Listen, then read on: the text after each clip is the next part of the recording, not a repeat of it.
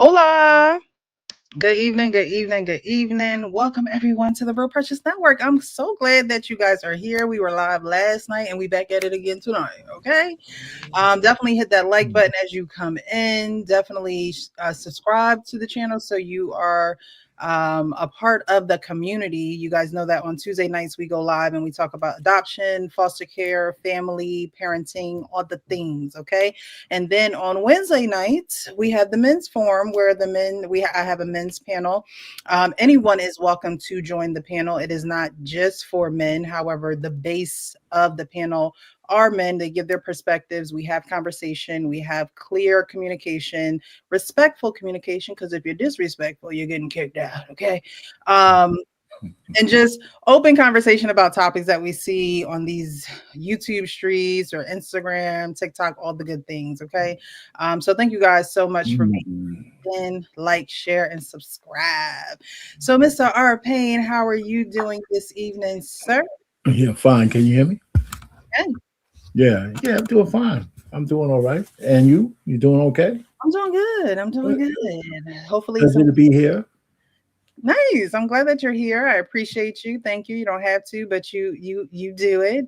You are definitely a part of the OGs, the original men's panel, and you're still riding along with us. So I appreciate you so much. You give a perspective that many need to hear. You give a perspective that may be different from some of the other guys on the panel. Nevertheless, your perspective is appreciated, and I thank you.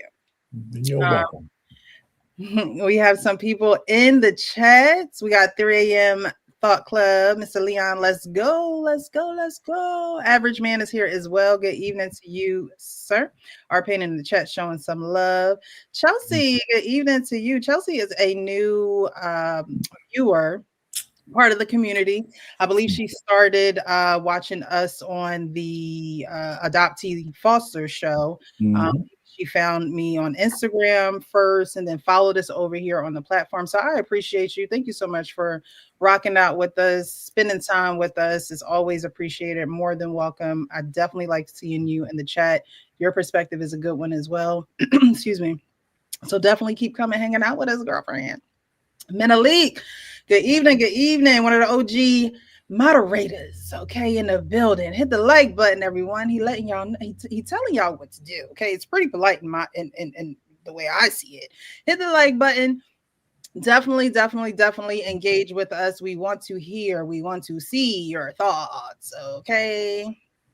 Yeah, Bruiser. Bruiser's in the chat. Good evening, Mr. Bruiser. It's been a while. I hope you're doing well. I hope the family is doing well and thriving and growing. It's good to see you. We have Big Pontiac 1951 saying greetings to you as well. Thank you so much for being here. Tonight we are in the men's forum. We're going to have some people join us in a little bit, so the panel will get a little fuller. I will drop the link after the first video. If I don't remember, y'all remind me. Okay, I'm doing a lot back here in this background.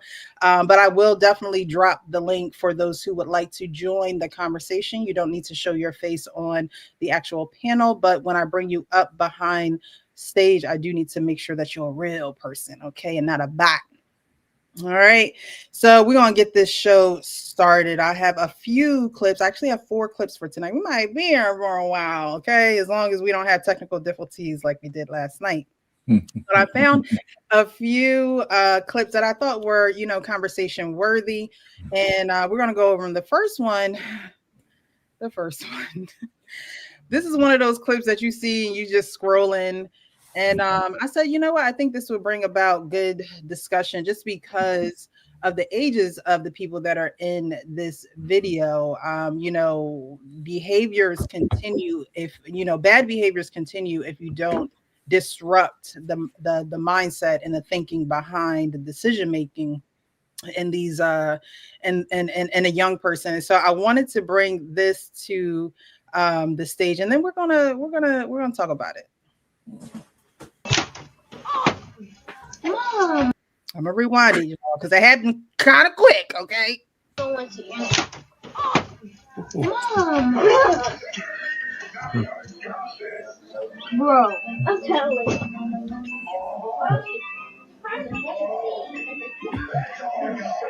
I'm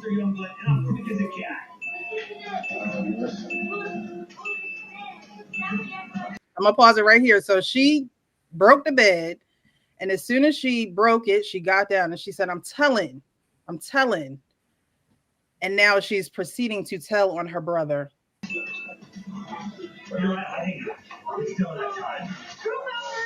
Come on. Dad. Bro, why does the writer just break my freaking damn? What's up with kids calling parents bro? Like, I think it's just in them to just be like, bro. Like, what happened to mom and dad?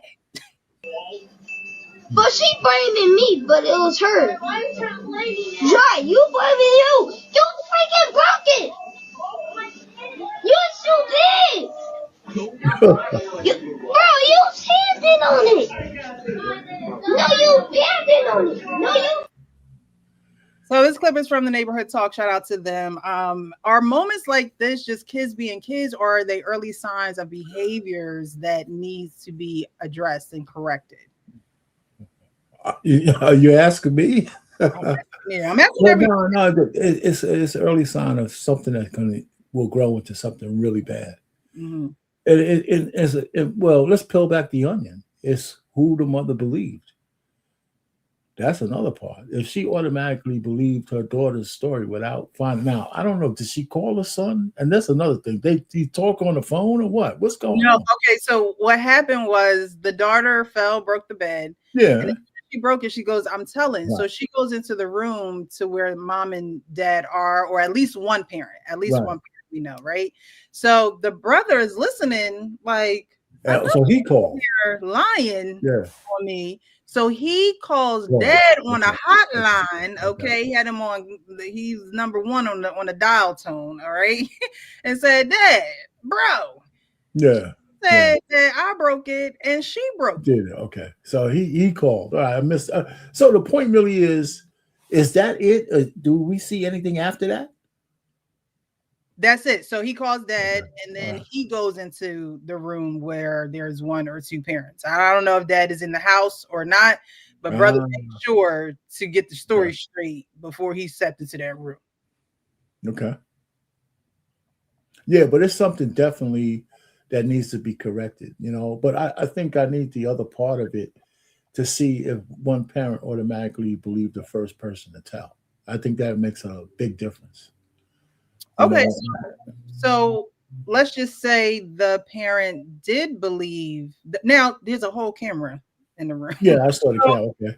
So, no matter who they believe or not, the footage is there. You know what I mean? So, okay, so let me ask you, and maybe it doesn't matter because we're trying to show, is this a skit or they have a camera? No, this is real. So who has a camera on their kids like that? That's really weird to me right away.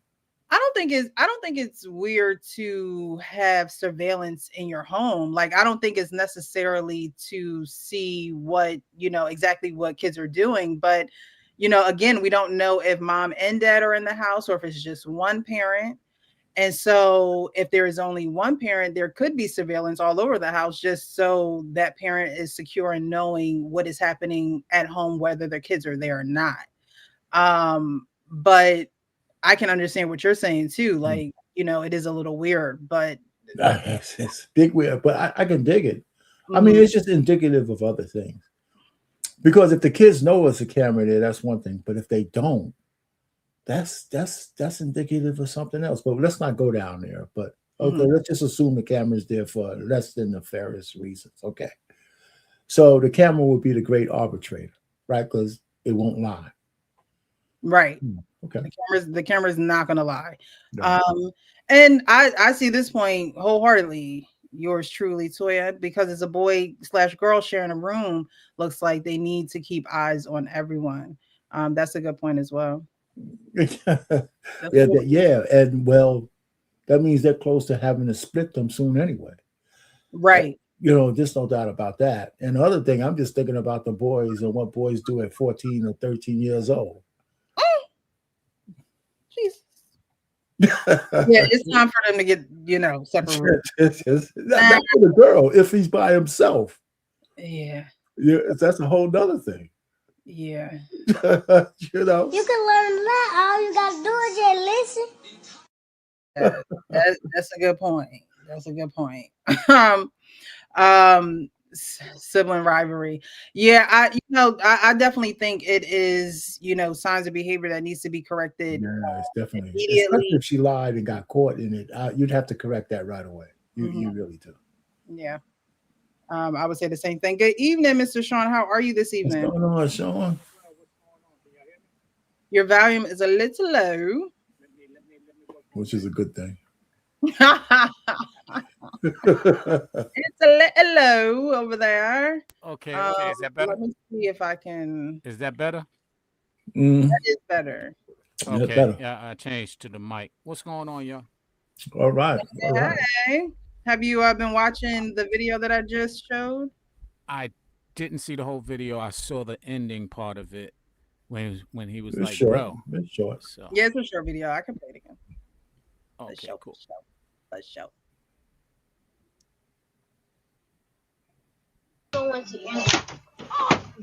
Mom! Bro, I'm telling you.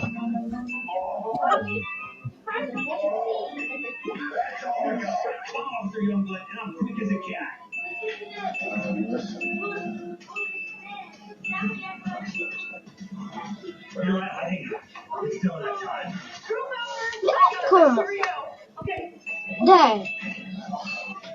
Bro, why does the rider just break my freaking thing? But she blaming me, but it was her. Jai, you blaming you. You freaking broke it. Did she say, why are you trying to play me now? Or play me now? You still did. Bro, you standing on it. No, you standing on it. No, you. So there it is. She blamed her brother, and there's footage showing that he didn't do it. And he called his dad right away, saying, hey, she's trying to blame me, but she broke my thing. She broke my bed. So do you think it's signs of early behavior that needs to be corrected? Of course. Or is it just a Absolutely. sibling, kids will be kids type of situation? No, she lying. Kids will be she a lying little heathen. And she's practicing it very clearly, deliberately. That's a problem. And somebody need to correct that problem before it corrects her. Right. But absolutely, it's a problem. And I think it's a trend in just little girls and period. Like if I remember when we were younger, I believe I think it was a candle or something on the table. And I blame my brother, child. I ain't gonna lie to y'all. I did. I blamed him. And I said, no, did I blame him or did I tell him like we're gonna come up with this story to to make them believe that the candle just broke on itself and it fell in the forest. And I think this is just a little trend, and not a little trend, but a trend in little girls where it's easier to blame someone else rather than take the heat for what you did. And that's what I'm seeing. Good evening, Leon. Hey, good evening. How are you? How are you? Good. How you doing? Doing well. It's the middle of the week. We almost there. Good evening, fellas. What's going on, man? What's going on? And Precious, to answer your you made a question, good point over there, Precious. Maybe this is where when they say women don't have accountability, that maybe that's where it's born. Yeah, it's like we're as little girls, you just think everyone are going to come and save you or be there to protect you or just believe you. And that is a behavior that you have to nip in the bud very young. I was lucky enough and grateful enough to have two parents in the home. So it's like, you're not getting away with that. You have to be accountable for what you did, and I saw many a days punishment, writing things 100 times over and over again, facing the wall, like the punishments were endless, okay? But you know, it changes the behavior. That's where discipline comes in, right? There's people who punish their children, and then there's kids who discipline their children. And Mhm. discipline just means that we are going to have to set some things in place to be able to redirect, you know, why your mind is going to wanting to lie versus tell the truth or be accountable or just stand up for what, you know, is happening. Hmm. Well, Yeah, you it know what's sounds like, interesting? she just used to lying. Like she just at a young age, she just like if you imagine if she lie about something like that, like what if they out in public and, she this just gonna spiral into things that it gonna be so egregious that she ain't gonna know what to do with herself, when she get to, that teenage years, she gonna be, I hope she don't, but she gonna be accusing people of touching her, and how you hear people, like if you live in an apartment complex and you hear like kids screaming all the time, and Mhm. then like you just think it's normal, but like if something's really going on, like you don't know, like if they hurt or if they actually, playing around. So yeah, so like she gotta reel their parents gotta reel that in, because you want to be believable when you are actually in trouble. This is true. Well, Agree. you know what's interesting? I don't lie for a reason. Because I believe it's weak, and I Hmm. believe all lies are rooted from fear. And to your point, Precious, yes, a lot of times when girls, young girls, and/or women, and even men are afraid of consequences for their actions. It's Mhm. not specifically Mhm. accountability always that's lacking. It's the fear that they might not be able to handle the consequences, or they don't want to handle the consequences, or whatever the case may be. And with that Hmm. being said, you start, you know, at a very young age, through protecting what you are afraid of, lying. Yeah. And that's in relationships, that's in the circumstances like we just saw with her. She was afraid of getting in trouble and what the consequences of getting in trouble would be. And so she just thought it'd be a lot easier, and her brother will be able to handle that trouble a little, that consequence a little better than her. And so therefore she said, "Why are you lying on me?" And she was standing strong on it. And that's the problem that I have. That's why it's an issue. Because she's really standing firm on condemning another person, which bleeds into selfishness, which is, we always talk about accountability, but really, if you look at it, the root of a lot of these behaviors is they just selfish, inconsiderate heathens. Yeah, and it's not just another person, you know, it's her brother. So this is Right. your sibling who you have to grow up with. And so he may grow this disdain for his sister because, you know, he may love her, but at the end of the day, he's not gonna like her, you know, like, you know, because she is someone who finds it easy to blame him for what she's doing or, you know, how she's acting or Hmm. he's not going to be the brother that she could call when she's in trouble because he's going to be like, you lying, you're not even, you lying, okay, Hmm. leave me alone. I did share the link to anyone who wants to join the conversation. Thank you guys so much for being here. If you are just coming in, definitely hit the like button, share this live, and subscribe to the channel. Menalik says, where did she learn to lie like that? That ain't right. You know where she learned, Menalik? Mhm. You know where she learned. Mhm. She learned from Eve, okay? You know, Adam's friend in the garden. Yeah, that's where she learned from. It's wired in us, guys, okay? I don't know if you know or not, but it is. It is. I'm just being dead serious. It is. And there are some girls who it comes out loud and quick and strong. And there are some women that it may just lie dormant in them and they will find an opportunity to manipulate or lie. If that is a corner that they're backed into, it's just something that we have to learn that accountability is something that everyone has to be indulged in, not just men or not just older people, or not just, it doesn't matter the age. And that is something that you have to teach at a younger age, because if not, like Leon was saying, it can turn into something where it could become deadly. It could be very detrimental to her own health. It could just turn into so many things where at some point someone is not going to be able to protect her from herself. And, it's one thing to bring others into your mess, but to be in a mess all by yourself and not be able to be protected because you have this reputation of lying is not a good place to be in life. As a child, as a teenager, as an adult, it's just not a good place, because no one's going to want to support you out of fear that you're not telling the truth.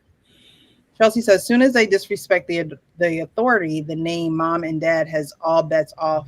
All bets are off with how these kids act. Yeah, it was straight, bro.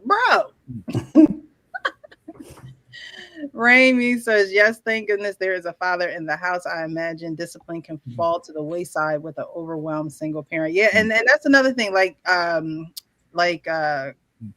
was saying, where was dad? Like, is he calling him in another house, or is he calling him in the same house that they are in? I think he's in another house. I have a feeling that he's not there. In the same house. Huh? I said that's diabolical if he in the same house and he calling. Back in the day, you had to call people real loud. Now you have a phone where you could just text them, or you could call them. I don't think that odd. It's just lazy, but No, it depends on the size of your house. But I have a feeling. I mean, the way society is kind of not a bad far-fetched to think that his father's not living there. Yeah. Okay. But let's just see. I mean, if there's another part to this, I don't know if we're holding it back so we can get this out first, because I think what we're not really talking about is the consequence, as if she went to tell her mother and her father wasn't there. Sounds like, because he called him. Yeah. It really depends on what that parent says, because the consequence of that lie is also the other part of this. Mm-hmm. Because if the mother comes in, and say it was a physical abuse parent who beats their kids, or yells at the top of their lungs, or punishes, you punish one of the kids because of the lie of the other. Now the consequence has been compounded, right? So not just the lie, because I can see a kid getting trapped if one of the kids is a habitual liar, that every bad thing that person does blames it on the other kid, and the other parent out off rip believes. Now I'm feeling trapped. Maybe that's why they got the camera. Now my trust is going with my parent. It could really snowball like that. Yeah. Yeah, and another thing, I wonder if they were step siblings, or if they were actually have the same parents. Ooh, man, black community. So they could be. Yeah, that's another. That's a good point. I sharing a room like that. Let's just say they got the same mommy and daddy. It's not far fetched to the hood. It's not, if that's where they're from. It's not far fetched. Especially if you have a single mother who wants both her kids. It happens pretty unfortunate regularly, and that's the circumstance that they live in, and that could lend. Two-bedroom apartment is a lot of money. I mean, but that could lend to why they got the camera in there, like you said earlier. He was very comfortable calling his father, which means to me that means that his father is in close proximity. He was very comfortable with calling. He called him literally after she walked in there and he heard her lying. So I'm going to assume that Dad is definitely in the picture somewhere.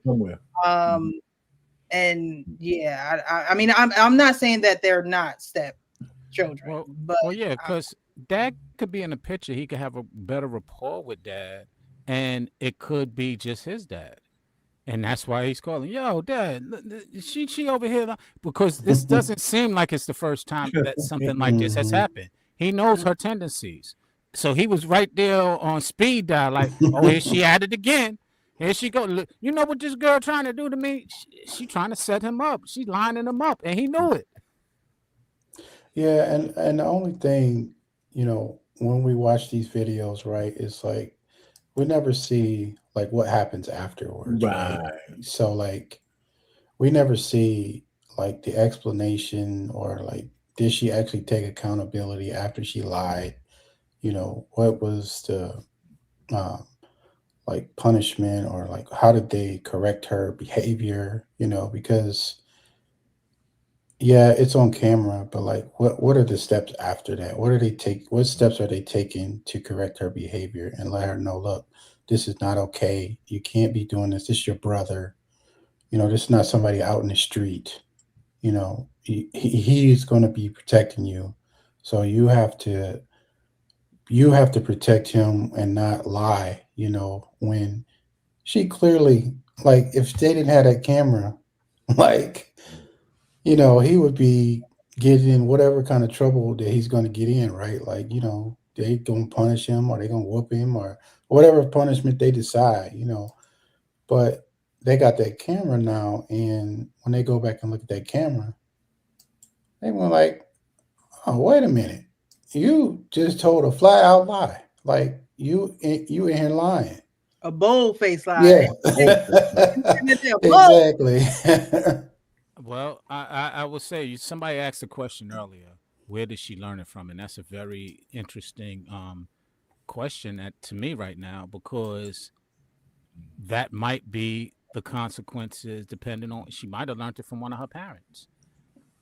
It True. might, and if Mhm. they condone it and they do it pretty regularly, no harm, no foul as far as she's concerned. Yeah, that definitely could be a factor as well. And it's not like learning it where the parents are, and they could be telling her to say certain things too. I remember when I was in foster care, one of my foster parents would have me lie for her, like tell them I'm not here, Ooh. not here. Tell them I can't come to the phone, or I can't, and I was young. I'm like, tell them yourself, like what, what I look like. The mailman, like, you know what I mean? It was just like, but that is what teaches you to do that. You know what I mean? It's not necessarily, when it could be her seeing her parents, one or the other or both, tell little white lies or things like that. But she could be involved in lies as well, because parents don't have no problem telling kids to do X, Y, and Z. Or the And kids that she be around, in her neighborhood or in school, a lot of people don't realize, especially parents, when they send kids to school, the ones that is not aware, the kids in the school have a big influence on how your kids think, Yep. what they gravitate to, yep, and how they carry themselves. Like, and some parents, they just send their kids to school like, oh, I got an 8-hour babysitter. I don't have to worry about them now, and really not taking that into consideration. yeah, especially in 2026. It ain't like 1997. Okay, it's not the same. Kids have access to so much that you as a parent can't even fathom to try to, protect them from all of it. But you can, Right. instill rules. You can have a closer look at what's going on in their personal life and things like that. Parents definitely do have to be involved in those things in their child's life, because Mhm. where are they being influenced? That's what a parent needs to know. Where is my child truly being influenced? Do I know their close group of friends? Do I know the personality of their friends? As far as the daughter going in there and telling on her brother and her brother getting in trouble from her lie, I think it is also the parent's job to fully know their children as well. Like, if you know your daughter a liar, then you taking what she's saying with a grain of salt. If you know she's always telling on her, but she looks younger than him too. Mhm. So if she's always trying to blame something on him or bickering or fight, she just looks like one of those little girls that she just can't sit still. Like, she's crying all over the bunk bed where he just sitting there chilling. You see the difference. She in everybody business, and he Men and just sitting women, there right? chilling. Yeah. A little boy, he just sitting there chilling, on his phone, whatever, relax, not bothering nobody. And here she go, just acting like the bed is a monkey bar, and you done fell and bumped your head. Okay. So she needs her focus and her energy driven in a certain direction. And that's where parents come in to say, okay, what natures do my child have?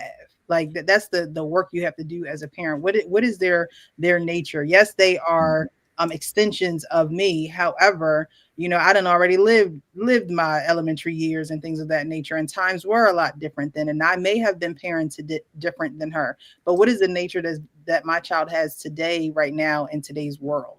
And how do I find ways to, feed the positives in her nature and weed out the negatives to, see what direction we need to go with that as well. Because, I say that everybody needs to go to counseling, and that doesn't exclude children. There are the adolescent counselors out there. There are, sometimes it does take for, sitting children down and doing a activity or something where their attention they have to be aware of what's going on in front of them. So I think that a lot of things play a factor in this video, but I wanted to start off the live with that one because I saw it and I said, it's more than just a young girl playing on the bed while her brother's chilling, texting. These are behaviors that you have to get in check at a very early age, because if not, they turn into grown women lying on men, but then arguing that they're not protected. It's just, you just can't have both. You have to be able to be accountable in order for someone to say, you know what, you have good character. You may not do right all the time, or you may but at least you own your stuff, right? Like, I mean, I'd rather someone say that about me than someone say, oh, she never owns up to what she does. She doesn't take accountability. Like, no, I'm an adult.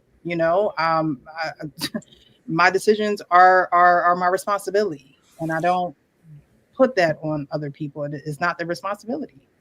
Yeah, you gotta imagine, right? Like that had to make like some kind of loud boom.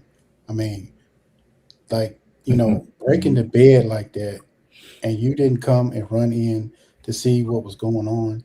That's another key thing. Like if you really look at that video, like she on the bed. They look like they got carpet. The sound may have been muffled. Yeah. No, yeah, that's kind of... her face. It was her face. Probably made the most noise. Look at that. Like, girl, go sit down. Yeah, my man's cool. You looking at her and say, look.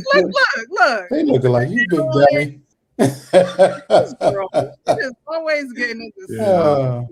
That could just be ambient noise of kids in the room.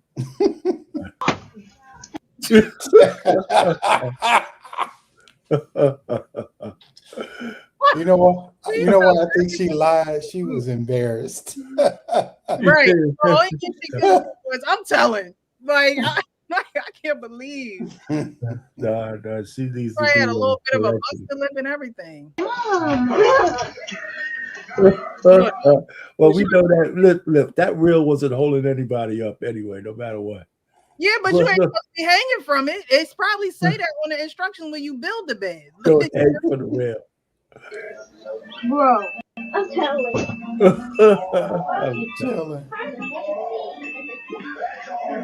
Did you see his face when he looked up? Like, is she?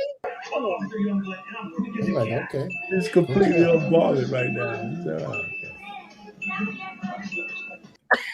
He looked up like, what? Did he look at the camera? I'm trying to see. Come on.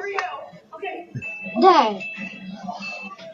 Bro, why does the rider just break my freaking... Damn.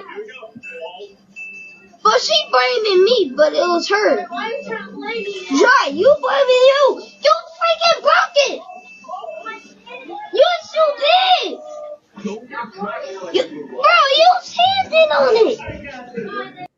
And you see how the atmosphere changes as well. You know, things like that, it really changes the atmosphere of a home, because when you're a parent, you know, you're just trying to keep it stable, you're trying to provide, you're trying to keep it as peaceful as possible. And that disrupts a household, you know, whether they're all together in there together, whether it's just the mom in there. Now the mom has the responsibility of, you know, getting the atmosphere in the home back at a steady level. And so that's why it's important to discipline your kids as well, because if dad is in the home and he's working, he doesn't want to come home to that. I mean, he already got a phone call, like, you know, so, you know, that's another reason why disciplining children is important. You have to keep a certain, you got to keep the thermostat set at a certain temperature in your home. And most of the times women do that, and men, you know, regulate it in a different way that women do. But that is something that does need to be addressed too, because if not, you're always going to be up in arms in your own home. Yeah, you're gonna feel that tension, right? Like every time he wake up or every time he come home, he gonna be worried about what, like what's she gonna lie on about me now? Like what kind of lies she gonna tell today? Yep. And somebody in the chat said she got knocked upside the head. That's what she lied. She just lost all her senses, right? Like her common sense, her vision, you know, she probably couldn't hear for a second or two. Like, She got CTE. yeah, like certain things just, you know, that's a depiction of sometimes, you know, girls who grow up to be women. It's literally a depiction of they gotta bump their head, like they have to do things enough to where, you know, now they're physically hurt, and it shouldn't take all that, like, right, it shouldn't take all that. But in life, as you get older, life will do that to you if you continue to make bad decisions. It'll just do it to you, you know, whether it's emotional. We all know that emotional turmoil can become physical and taxing on your body, and your mental health. So all these things are a reason why behaviors like that need to be controlled at an early age. Discipline needs to be set in place. They share a room, but it looks like he was chilling. He just wanted probably alone time. They also need time apart. That's another dynamic that needs to happen in the home, where, you know, teenage or adolescent boy has his time, you know, by himself or with his friends, and daughter has her time with herself, or with some friends. You know, all those dynamics teach children a lot about spatial awareness and their surroundings, and just their identity in individual play as well as communal play. Like, that's where all of that learning takes place. Man, and I didn't realize that, like, until I got older, realizing about your own space, like that you need, Yes. That time to actually decompress. And I used to hear people talk about that all the time, but like when I got older, I finally realized like what that meant, because like my social battery does go down at times where I'm like, okay, I don't want to talk to anybody. I just want to, I want to be in my house, you know, watch my little YouTube content, do my work studies, and then navigate back into the public, So I definitely understand, what you're talking about from that aspect. Yeah. And on that note, we're going to move on to the next video. The next video is comical because it is a comic who is on stage. And I love how, the new age comics, I'm not saying that old school comics didn't do it, because they created it, originated it. But I like how the new school comics are able to use the audience as part of their show. I see that a lot more and more. I think it's very authentic, because you got to come up with things on the top, off the dome, right? You got to be quick with it.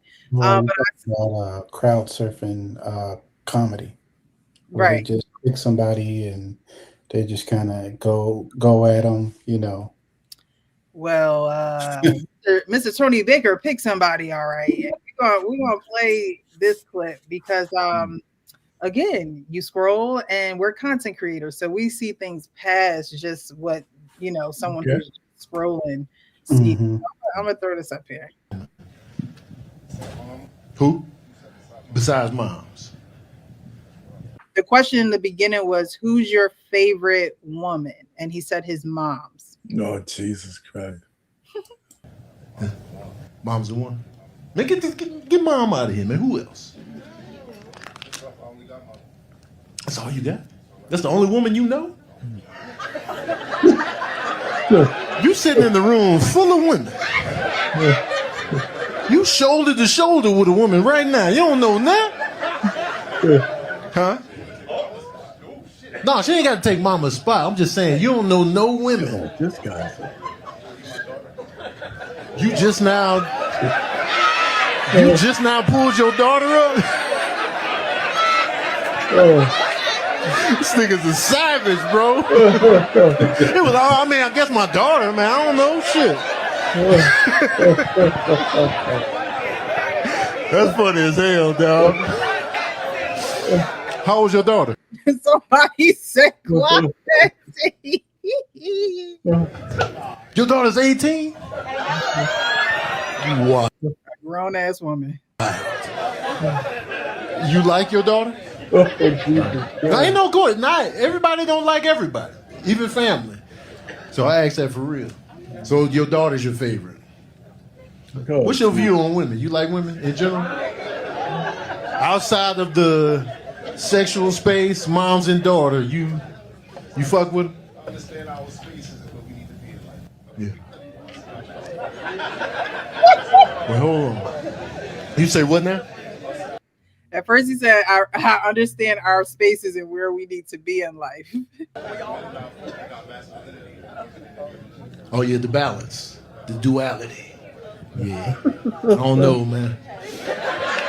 I don't know if you all in, dog.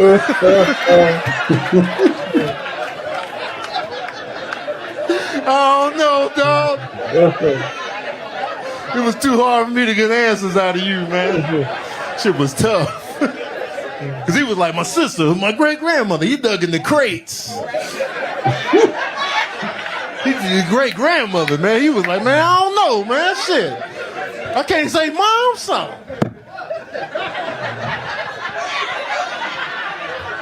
Women, you say. Women? Nah.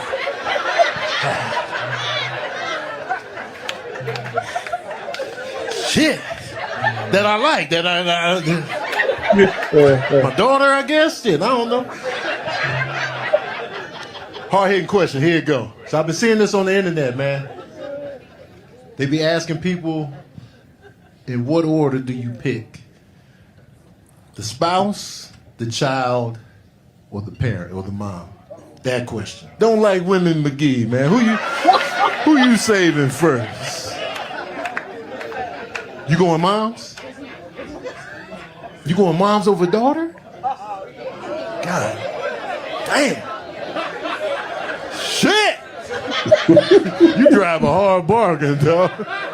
You're like, nah, man, fuck everybody, man. Moms. But your daughter, man, hey, man, look out. She made a decision. I know she 18. She was voting and then she fell in the water. Are you only child? It's 4 y'all? What's the demographics? 2 boys. Where you at? Where you fall in that? Oh, you the oldest. You kicked it off. You Illmatic. The debut. Moms are still here? Yeah, how old is she? Oh, your mom young. How old are you? Oh. Oh, wait, hold on.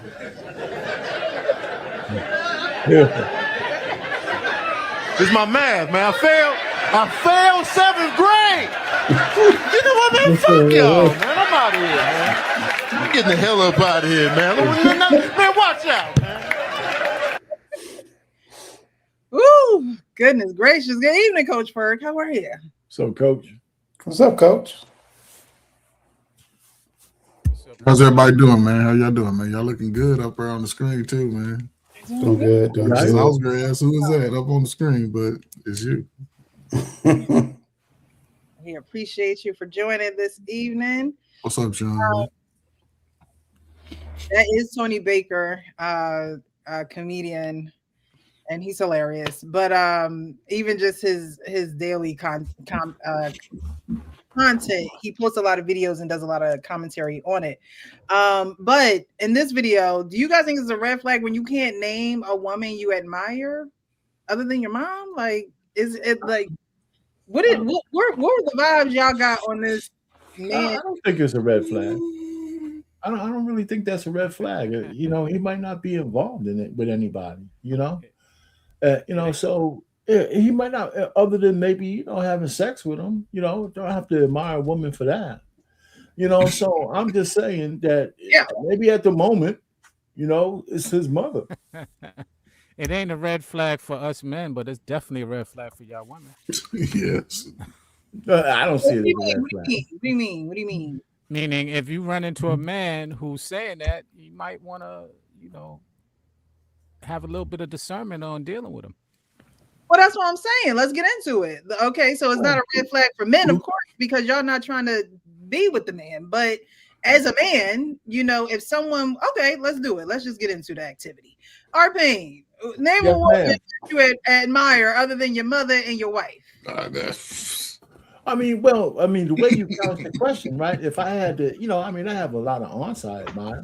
Okay. So, but I don't think that's the way he was looking at the question. I think he was thinking about a girl other than a family member, right?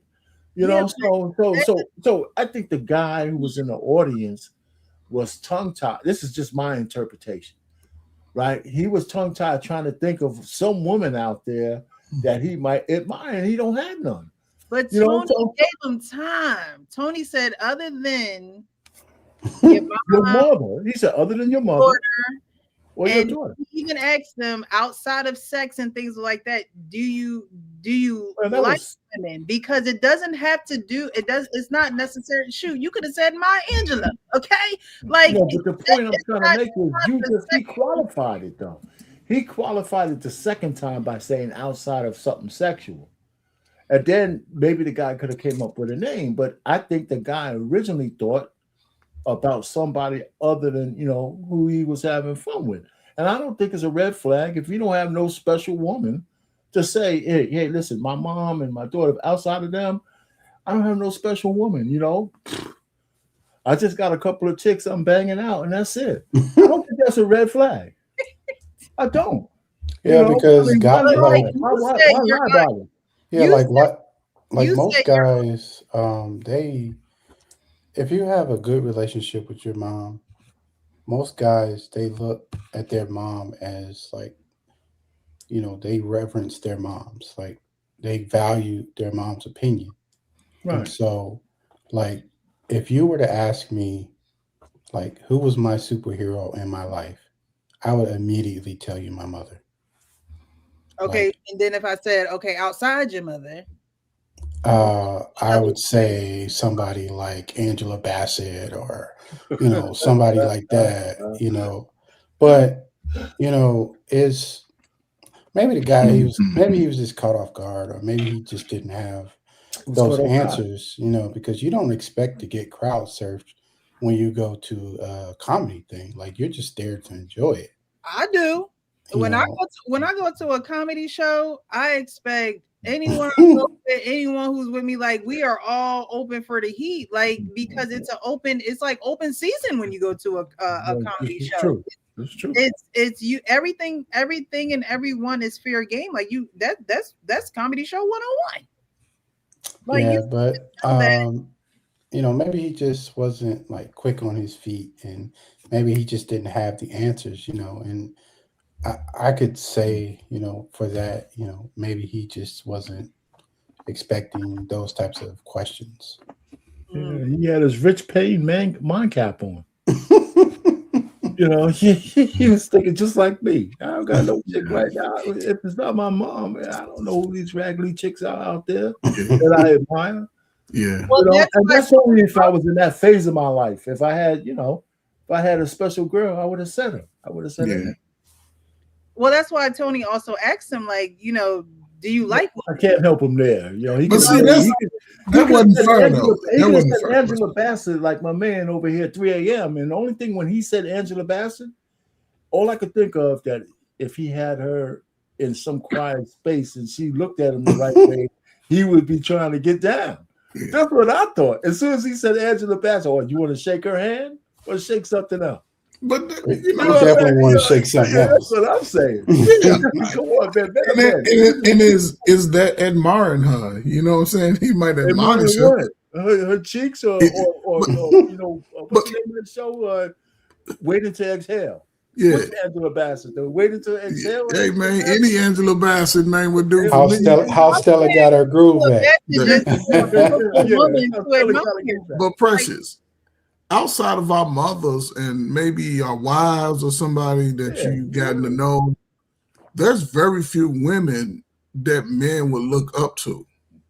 There's very few. And those women are sort of untouchable to us. Like you said, Maya Angelou. Yeah. She's well renowned for what she does. You know, she's an elder. So yeah, I admire that. But these little 57, 58s, I ain't buying none of them. Ida B. Wells. Right, all of them, queen. I ain't my, There are no women in your family that are my doing wife. I mean, I admire my sisters. You know, I got 5 sisters, but shit, But they he ain't said, they still in the top 10, but they ain't in When the he top. clarified it, I agree with you, Precious. Once he clarified it, he should have thought a little bit more. I mean, I admire, you know, my aunt was my guardian. I definitely admire her, right? Okay. So I mean, once you clarify those kind of things, I can dig it, right? yeah, because So, when he said Oh, God. outside of your family, like what, who do you admire? he said, know, okay, that's- then outside you of know, the that's- family, Yeah, that's when Who is he had a chance to, like, there's so many women out here. He Yeah, had but a it's- chance to. Man, he was It gotta drunk. be Man. true, He was too. drunk. He was tipsy. He was high. He was high. it gotta be true. Come on, man. He was high. He was at the club. Like I said, It just seems like, if you you ask can smoke one in the parking lot. Now Well, I would have said Precious. If he would have said, I would have said Precious. So she has this men's panel, blah blah blah. You know, she's a nice lady. it seems like when you ask a man who he admires, it goes sexual. Like, other than my wife, or platonic, or like a mother-child That would be relationship. a good men's panel right But there. it's like- Can you be platonic with a man, a woman and man. That would be a good one. But go ahead.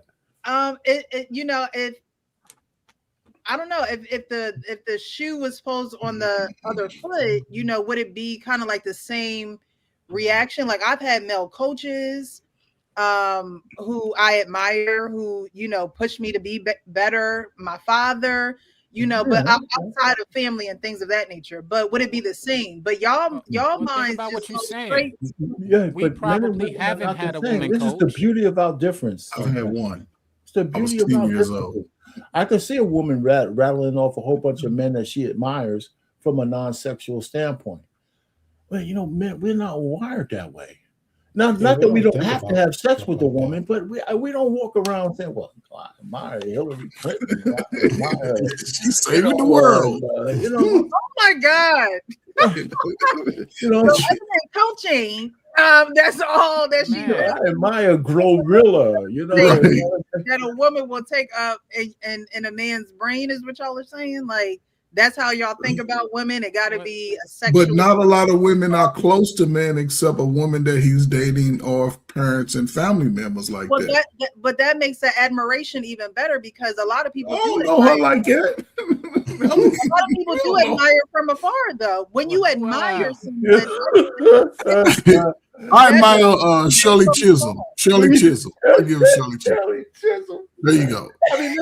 Harriet Tubman. I admire those women. You know what I'm saying? Those are great women before me, so I honor that. But as far as Maybe somebody that I know, I admire Shirley Chisholm. I do. Maybe I think remember I admire was jumping might be up and down. the wrong word. that's a strong word, ain't sex. it? Yeah, That's admire paying might sex. be a wrong word. Like, Which one? Which one? Chisholm or Tubman?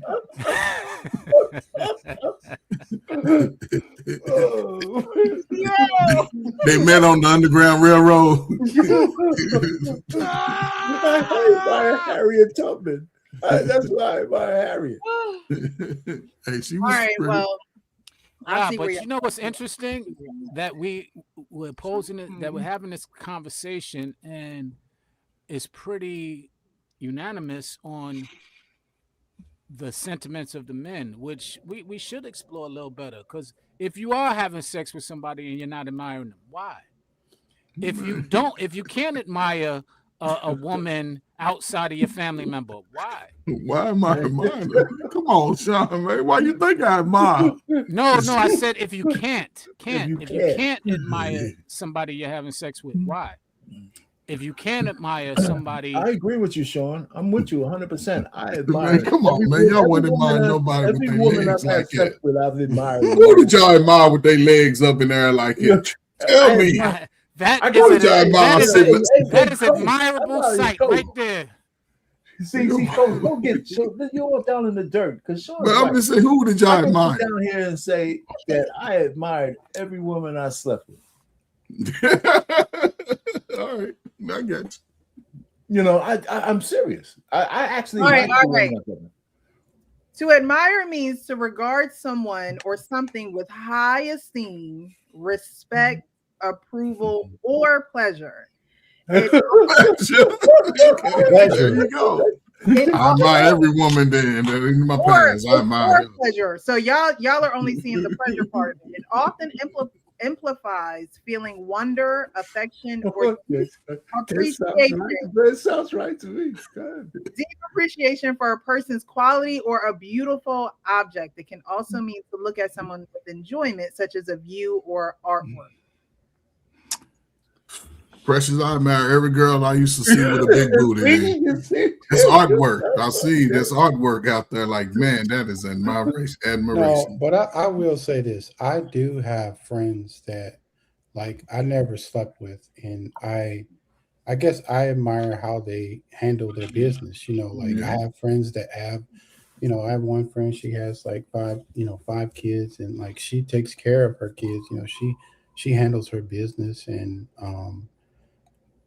I guess I'm out of the norm because there's a lot of guys that think that, you know, guys can't be friends with women, you know, that whole thing. But I don't feel that way. Like, I think you can, if you have those boundaries, like you can have female friends, and I agree with that.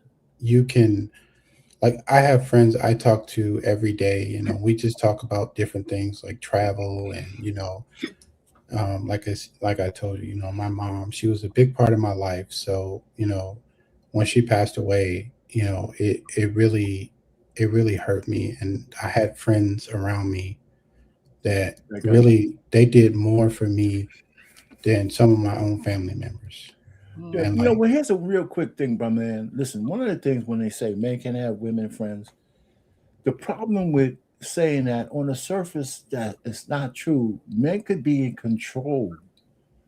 It doesn't mean just because I might have a fleeting thought of you naked on the bed or something like that, doesn't mean I can't have you as a friend. We're just not going to be hanging out.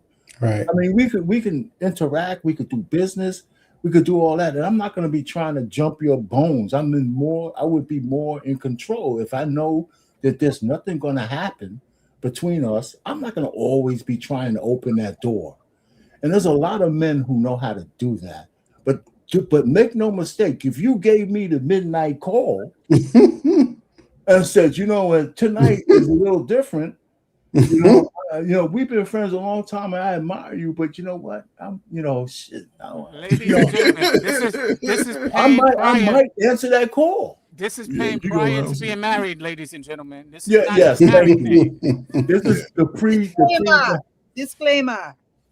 Yeah, it is a disclaimer. I mean, it's all prior to marriage. So, you know, you listen, we got Sir Fur up here, man. You know, he's been knocking them, he's been lining them up and knocking them down. He's a young single buck out there. Yeah. No, I just why we gotta do that? Why we gotta do that? First of all, shout out to the panel, man. Shout out to all of y'all. I didn't want to be eating on camera, so I'm just give me a second. But you a wild one for that, R-Pain. Coach Ferg, I heard you too, man. What's up, 3 a.m. and Sean, man? What's late, bro? How y'all doing? I know, man. I had to go get some food, man. So I was like, dang. All right. I had a video. Maybe we'll show it next week. And I'm sorry. Good to see you, Frank. I'm glad you're here. I had a video where they asked the girl this whole "can men and women be friends" thing. So I'm not going to spoil it. I'll wait for next week. So we'll continue. That could be a whole show. I mean, we had a whole bunch of that common question on the internet, went like a wildfire through it, But it's a good conversation. You can make a real conversation out of it. Yeah, I'm just gonna say this. Like, I think people who can't be friends with women, they don't have any discipline. Like, if you look at a woman and you look at her just as a sex object and not, because you can have friends that like can really be there for you, when you have family that don't be there for you, but like you have people that you met off the internet that do more for you, like that tells you a whole lot, and as you get older, like you really respect the friends that you have around you, because it's hard, as you get older, it's harder and harder to meet people that's going to meet you at the same level that you are at, like, and a lot of times you don't even have to ask people to do stuff. They will just do it for you. And they, some of these people, they're not even looking to get it back. They're just like, hey, look, you're in need, I have it, and here you go. So I just want to put that out there.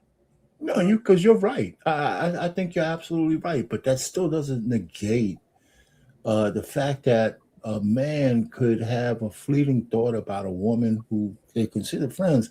You don't have to act on all your thoughts, right? And those thoughts don't have to be in your head all the time. But let's not fool around. Men don't choose to just hang around with chicks for just because they want to be buddies. That's not how we're wired. Right? That doesn't say we can't have business partners that's women or friends on all that kind of stuff, or even confidants. Right. Now, so I just look at it different. Women could have a whole line of random male orbiters around her, but men don't have a lot of random women. I mean, they could be around random women, but if they tell me that they don't have any sexual interest in any of them, then I'm looking at you a little crooked. And that doesn't mean that you have to act on it. That's the problem. I can't stand when people try to tell men that we have to be asexual when we see a woman. I think that's bullshit. Yes, we are sexual beings. The question is, can you control your animal behavior? And I think that's a higher level of a guy than trying to come out and denying that you have it in the first place. That's me. That's how I look at it. And so I'm not a savage. And, there's been plenty of women I work with. When I was on the job, I had a high management job. Women used to come in my office all the time. I used to keep the door open. Not because because Me Too is a big deal. But I didn't, I don't have any complaints in HR that, I said something inappropriate. And this was all before I met. And I didn't handle myself around women. But make no mistake, just being honest. When you left the room, I said, man, shit, man. And just leave it there. And just leave it there. I don't have to dwell on it. Well, I won't say that that's all men. I happen to be a sapiosexual. Here we go. Oh, what? No, seriously. What is that? That's somebody who's attracted to the mind. To the mind, right? That's what stimulates. Yeah, okay.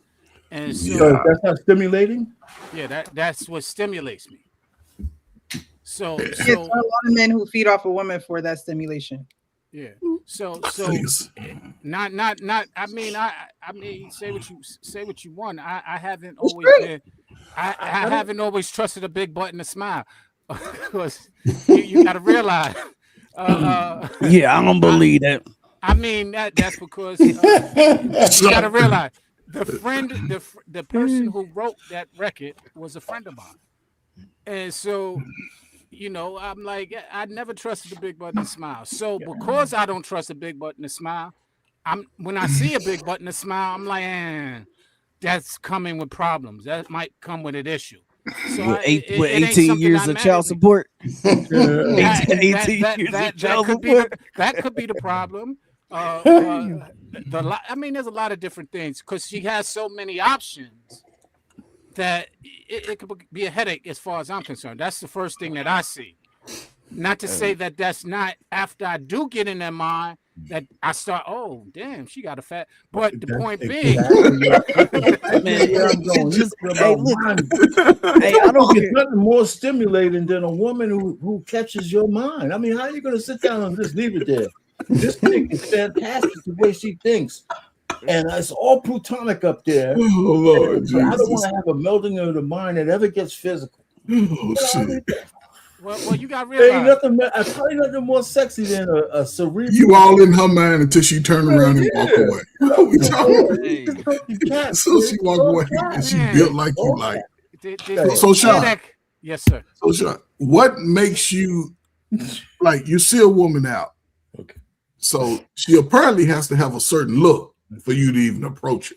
Right. You ain't just approaching anybody. So when you see her from across the room, right, she's aesthetically pleasing to you. And that draws you into her. Now, what comes out of her mouth after that may be a turn, but initially. Are you asking me or telling me what draws it? Sort of both, because I'm trying to understand how you are seeing these women. First off, when I do see them from across the room, part of the mind stimulation is that she's interested in me and we have that eye contact. So that's already stimulating. Me and Precious have eye contact too, man. But you know, what do you go after if it's not a big button to smile? Well, first off, you can't go after her mind at first. You don't know. I mean, at first you got to be attracted to something. I mean, unless you just in a network, right? You in a net, because sometimes, like, if you in a network with somebody, then you know the things that they say, the way that they move, and things like that. Person can grow on you. You might not necessarily be attracted to them physically, but they can end up growing on you just by the way that you hear them talk. You know the things that they say, their mind, but. That initial attraction, it got to be something. It can't be, oh man, her mind. I like that purse. Look at them boots. It got to be something. Well, when you knock them boots right off the bat. Well, when you like I said, I'm human and I'm a man, so yeah, there are things that attract me. Yeah. But what it is that just because I'm attracted, don't mean that I'm going to pursue it. For sure. And so the attraction could be there. I've seen so many women who've been the most attractive. And just once I started talking with them, it just went downhill. It was like, so that's why I now have designed my approach. I'm looking for something more than just the attraction. Because like I said, I know the guys who wrote Poison. And that line resonated with me. Never trust a big button to smile, because I'm also a rapper in that day and age. And Sean, they wrote that song 40 years ago. You can't trust a big button to smile in your 20s. You can't tell me you ain't trust a big button to smile then. Well, are y'all listening to me? Because I'm telling you, but you ain't believing. Don't take it personal, Sean. No, I'm just saying. I'm telling you. I think I shared this story with y'all before. As a rapper, I was in a relationship. And I was the CB or the cock blocker because I honored my relationship. Niggas were looking at me like, yo, what the man? And I dealt with that. So you ask anybody, and I'm literally on tour with a lot of different artists y'all might know. And so they're in our tour bus. And I'm sitting there honoring a relationship. So I was different. So, I mean, you say what you want about it, but that's just my reality. No, so and Poison came after that. So once Poison came out, it just coined that saying for me. I was like, oh, I was on to something then, but you know, it kind of just resonated with me. So I was different. I gotta say that. You could be in control. I'm not saying that everybody like me. I can't stand when women think men can't be in control, regardless of how we think. You know, and most men don't take sex from women unless they're allowed to. Most of us are not rapists. That means men are in constant control, man. You know, and we don't get enough credit for that. You know, men are mostly in control of their libido. No matter what we say, we don't go around fouling women. Some do, but not most of us. No, you know, so like, I argue that with anybody, anytime. Look at any statistics. There was You an say most of episode. us, do you mean men that are in Yeah. your age bracket or Any Any man. age bracket, Yeah. any age bracket. How many? Listen, But I like hear you all the said, time. I'm thinking if- most men don't assault women. Oh no, I don't mean like assaulting a woman, But but okay, let me finish my sentence. right? But most of us have sexual thoughts about women, and we control it. For sure. Well, yeah, I mean, it could be a lot of reasons. It could be circumstantial. There's nothing you can do about it. Like, you know what I mean? No. But like you said, you've had people come into your office, women, beautiful women, come into Right. your office, right? Right. And you have your thoughts. However, if she give you that call, like Mr. Payne, I want you to put that, like, Yeah, if you but get that's that not. call, Yeah, you're right. But you're missing my greater point. My greater point is that it's a fallacy to think that men have sexual thoughts and we can't control them. Yeah. That's a fallacy to think that. We have sexual thoughts by nature. right? Wait, that's not true. We control them. No, But that's not mostly we true. control them regardless of the age, or they'll still be just rampant. In our society, most men don't assault women. Wait. We think about sex all the time. Okay, so the reason why I'm saying that, why I'm calling cap on that, is because you contradict Cap yourself. on what? I'm about to share it. I'm about to explain it. It's cap because you just finished saying if I had the opportunity. No. You ain't controlling nothing. We ain't talking about. I'm talking about criminal activity. Opportunity. No. I'm not talking about that. I'm talking about you saying you controlling it because the opportunity ain't there. No, I didn't say that. You said that. No. You said most men think about it, but they control it. And I'm That's like, you ain't right. controlling nothing. No, you're not. Regardless of the When the opportunity or opportunity not. there, that's when the control is tested. And you said that you will fail that test. No, I never said that. As a matter of fact, one of my greatest, I never said I'd fail that test. You One said of my if greatest it's clips, a late night and one she of called my you, greatest clips on my other network is one of the hardest thing a man ever did was turn down some pie. And I've learned that lesson long time ago. Hey, that's the hardest thing y'all can do. Yes. It is pretty Turn tough. down It's pretty tough. I ain't gonna lie. It's a top three. It's a top three, and it's a top It's three. up there. It's A hard. nice, It's hard to willing, turn that persistent thing woman, down. You know, a woman who's willing and You done lost your damn mind. When you get your damn mind, you call me. Miss Mary spit out my drink. men don't turn down the opportunity to get laid unless they have control. You know, so I'm just saying, we sit down here, we can put all kinds of crazy things. Most men do not try to take sex from women unless the woman is willing. Yeah, for sure. Period. I'll stand on that. Well, I agree with that. We're not talking That's what about I'm talking assault. about. No, but I'm talking about controlling Well, you yourself. can't change what I'm talking about. Can You I talk about finish? what you're talking about. You Stop said, accusing me of something. Payne, you Golly. said, this wasn't me. You said that if the opportunity came, That's right. what control are you having? But So I what didn't say I take it at every the opportunity. control is when the opportunity is there No, and you decide not the to. control is when the opportunity is there or not. No. Yes. No. How The do you control figure? is when the opportunity is there. You How do can't you tell me what figure? I mean. How do It's you figure? control is when the opportunity is there or not. No, what I'm saying is Yes. that's not control. Payne. There is control. What's Most men control? control themselves. If the Most opportunity men is control there, themselves. Y'all gotta listen to each other first. You know, but he's trying to put words in my head. I don't want to listen to somebody telling me what I'm saying. Who's going there? You know, you have your opinion, that's fine, but don't tell me what I'm saying. I think he's going at the point when rather men than are you. alone with women, some people consider that an opportunity, and it's not. I think what That's right. he's saying I think he's going is at the point rather than you. yeah. Go ahead, 3 a.m. So like I think what he's saying is there is control on either side. Like when let's just say for example you out at a club and a girl, you holler at her like Right. you got the opportunity. Like if she give you the opportunity, are you gonna take it or are you gonna like nah? There is control both ways. There is control when somebody call you at 2 a.m. in the morning, like, hey, can I pull up? Right. Like that, you'd be like, nah, I'm straight. That's control either way. Like, so you have to really look at it that way. Yeah, I do look at it that way. And so, but if a woman gives you an opportunity, do you not create? Then you have to look at what else you got going on, right? You got to look at what else you got going on, and then if the opportunity for you is there, but it ain't right, you just turn it down. Yeah. Yeah, because she could be a liability. Like she Yeah, exactly. Every time you open that door. So, but when you say the word opportunity, that means the woman is willing, Mhm. and to me, that has a connotation. And what I say is some men turn that down, but that's not what we're talking about. Now, I didn't start out with that, but we could elevate the conversation to that.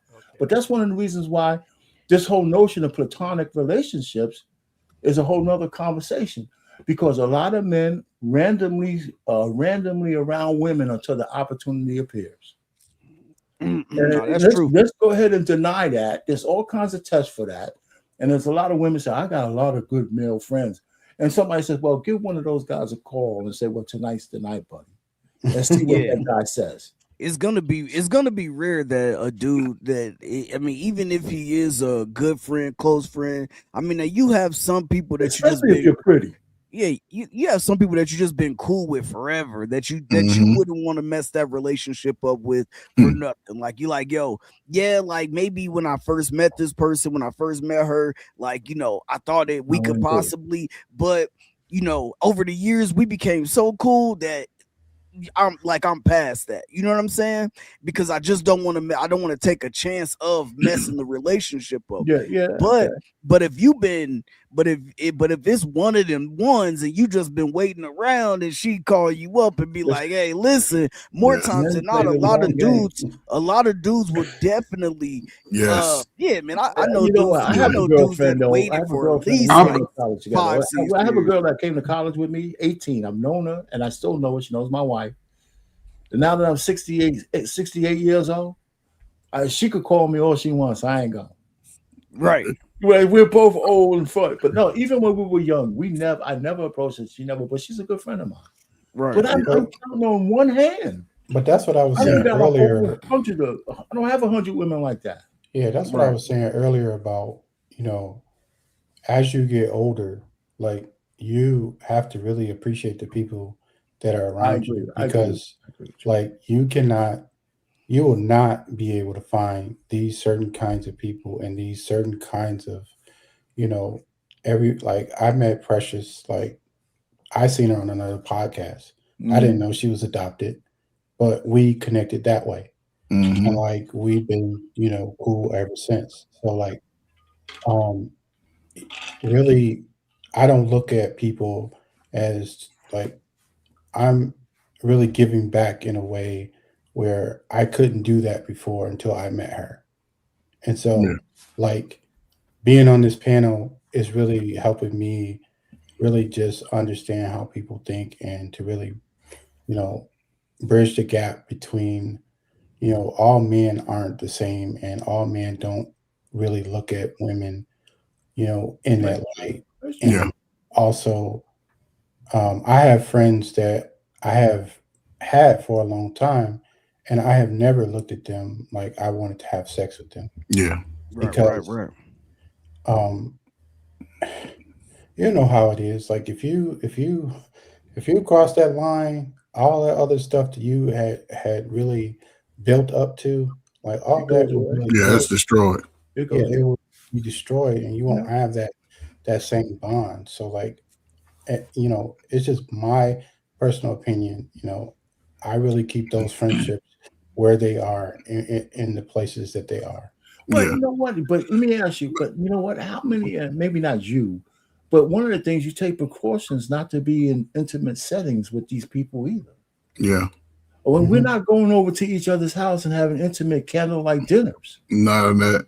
We could be friends, and we ain't hanging out like like we would hang out with buddies. None of So that. you keep a certain respectable distance, Yeah. so you can maintain those friendships too, because settings matter. Well, Yeah. can we also say this? Let's just not go over our heads. Those men who are plotting are manipulators, and they're sitting there, But Sean, man, You always if take you're me to the level. We ain't doing it. wait, y'all want to give this? They're manipulative. They wanted what they wanted, and why are we sitting here trying to act But- like they're not? but okay, That's so not Sean, okay, so we'll give you that, right? I agree with that, right?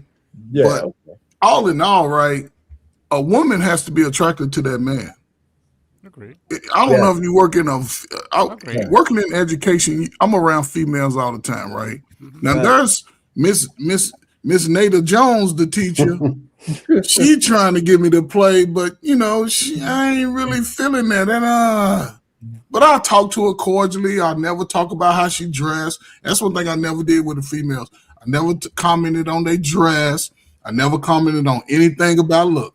I kept it all platonic. But then there's some ones that like, okay, yeah, They could get it. they gonna get it if they call me. And when I get that, and they would call But before. Hey, what Well, time the you thing coming is, through? you ain't waiting around for her, But and but that's that's why I said you're not being but manipulative. that's in my 20s, 20s, 25, 35. Unmarried. Now It make we looking at them different. You know what I'm saying? It's like it ain't that important. But if she put it out there and come in your house with the trench coat on with the heels, you asking the man to damn near cut his wrist. Come on, man. What we talking about, Sean? Somebody knock on your door right now, Sean. You be like, I'll be back. You'll be gone for the rest of the show. Come on. Is Sean capping anyway? Is Sean capping anyway? Tell me how I'm capping, Frank. Because how could it be manipulation when that woman knew that you liked her from the jump? Well, You Yes. wouldn't even hold on. You wouldn't even be in the friend zone if it was up to you. She put you in the friend zone. Now, if you guys become cool, yeah, we're just cool. We haven't, and we just still haven't taken that opportunity, right? Because it's a lot of dudes that have been there, that shoulder to lean on. Okay, like y'all got your back, whatever the case may be. And then that woman finally saw whether no matter what she went through, whatever the case may be, or it could have just been like a light bulb that went off, and she was like, "Yo, you really been here for me. You've been somebody I can rely on. You've been somebody I could talk to. You know what? I put you in the friend zone. I'm taking you out. Like, I want to try this because we've been in each other's lives for so long, whatever the case may be." Right now, how did he manipulate her into a relationship? How did she manipulate him into the relationship? Let me answer that. One, what you just described, where you're being forthright, is not manipulation. We're not talking about those guys. We're talking about the people who are sitting there around saying they're a friend, claiming a friend, but are trying and waiting to smash. That's what we're talking about. Okay, I'm not so talking about. I'm not talking about the person that you just described, who you already came to a conclusion. You decided this is not what I want, because men have this mentality, and y'all know this. It could take a month or even a whole year. I still got the so I really don't care. Yeah. So Yeah. the point being is, those are the manipulative people, not every No, I man. get that. Right. So I'm not I saying get that that. every man. I was talking about as far as what we were talking about when they say men will wait around, because most men who just know you know what I'm saying? Like they just know you, and they're gonna jump at the opportunity because they know you. You've been around them for a long time. That you already put them in the more times than not. This situation come from a man being put in the friend zone. Mhm. He approached that woman. The woman did it. I'm saying he approached that woman, and then All she right. probably was like, even some dudes, you know how when we used to run a game or try to run a game on a girl, back when we was younger, be like, "Hey man, I mean, you need a friend, though. You need a friend, right?" Now we know the opportunity. The real rap was with like, yo, like if we catch her slipping, one night she mad at her boyfriend, yeah, but that woman, when she put you, when you go up to that woman and you approach her and she give you her number, her Instagram, whatever the case may be, and y'all become cool, however it happens, and then later on in life, a couple year or two, she say, you know what, like I want to try some. More times than not, bro, it's because she put you in the friend zone. You didn't have the opportunity anyway. She put you in the friend zone and kept your ass there. That's why it's a lot of dudes there now, still in the friend zone, hoping for one day that she look at him and say, you know what? Hey, I'm 3 coming a.m. through. 3 a.m. It's 3 a.m. Come through. You know what I'm saying? That's what Hey, big head. 5 Hey, o'clock big head. in the morning. Hey, big head. You're right. A lot of dudes are still waiting for that. They're not manipulating that woman. She knows this brother is waiting. Wait. He bought a Uber Eats a couple of times. Took a slow kids to practice. Wipe their Come on, man. What you tears. talking Y'all about, sitting Sean? there trying to tell me that lineup, it's not a lineup when they do that? When a man does that? That's not manipulative? That's Some not are, son. Yeah, some are. Yes, So I'm that's saying. my point. I'm not saying everybody. I'm saying if you sitting there scheming and waiting for that opportunity and you're not being genuine or honest about I'm just want to be a friend, you're lying. And you're being I manipulative. just want to be a friend. Yeah, Okay, I got you. Okay. If she agreed that you said you were trying You to lying, you cheated. you mentioned that, but then you said Sean, your mic is low. Your mic went down. Your mic is low, man. Okay, hold on. Yeah, because he know he over manipulating. Yeah, because he know he manipulating. I'm manipulating the conversation. I'm manipulating the conversation. Nah, You're what I'm saying. assuming that the woman doesn't know why you're there. No. I'm assuming. I don't care about what the woman knows. I'm talking about what the man's intentions are. Never mind what the woman is going to allow. You can find a vulnerable time. Wait. It doesn't, because you find vulnerability. Vulnerability can happen and will happen. That don't mean you got to take advantage of it. No, it doesn't necessarily have to be vulnerability. It could be her choice. Well, if that's the case, cool. Well, wait, hold on one, Sean. You're saying a lot, right? You can't take agency from a woman. I'm taking agency from a man. You're right. Hold on. Right. I'm talking about a man who's manipulating. You wouldn't be a random male orbiter around a woman unless she wants you to be. No, you wouldn't be unless. Wait. Yes, You the answer is yes. Wait. You will You not said be that. able to be in her orbit unless she wants you to be there. Well, you would not. You would wait. This is the problem that I have. You would not be there unless you chose to be there. Whether she allowed you or not, it's your choice. Stop putting it on the woman. You don't gotta be there. We already established that I want to be in her orbit. But she said no, and you still there. No, if she says no, then you're not in her orbit anymore. Yeah, those guys move on, Sean. Yeah, if That's she my says no, point. you can't even be sniffing the toenails of my nail polish. You're not in her orbit no more. That's my point. She's not answering your phone. You're on block. You're on all this kind of stuff. Okay. Stop it. Okay, so why if she said no, you still in her orbit? Why are you still trying? If she says no, you're no longer in her orbit. That's what I'm saying to you. Yeah, she said no. She said, I'm not interested in you, but you're still there. Why? You won't be in her orbit. You won't be. She won't even be available for you. I'm asking you. She wants a friendship. You're saying yeah and agreeing to this friendship, but you're still trying to smash. Why is that? You ain't trying to smash. See, this is the difference. You said come on, man. You said you're all cerebral and all this shit. You're right. You could be in her orbit. Nah, get back on camera. You don't have to keep approaching her about it. You don't have to. But why are you there? You don't have to. Why are you there? At all. I'm not there. The whole definition of a random male orbiter is why are you there, Mel? Why are you there, Mel? Okay, so you're gonna she might call. You call me. Yourself, but you don't want to hear You it. need someone to talk to. Some kind of cat. That Sean want to talk to you all night on the phone. Get off the damn phone. She lets you in there. And if you're in there and you say one day I'm playing the long game, so in the meantime, so you're there manipulating. That's the manipulation I'm talking about. I'm gonna let her extract all the energy from me that she wants, because women ain't gonna let you in her orbit unless she's extracting some shit from you, whether it's conversation, whether it's you're mowing her goddamn lawn, you're putting in her light bulbs, you're doing some stupid shit for her, or else you wouldn't be there. right? Because women don't just have random niggas hanging out, right? They want something from you. Why are you there, man? You're gonna give her everything she wants in the hope that one day she might say, you know what? So you're a manipulative person. I punish How? you. All you gotta do is just listen.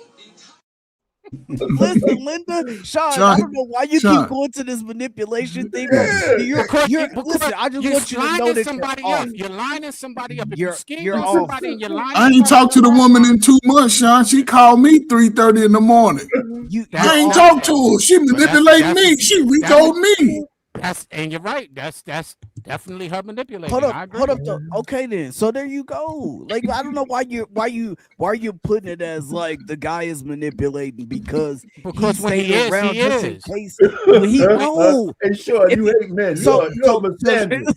Sean, You're misandrist, man. misandrist. You hate Hey, men. no, but if she's in a relationship, so if she's going through relationships through this time, I'm going through relationships through this time, and we're still cool, but we just don't cross that line, Right. and then we're both single, and then she finally says, you know what?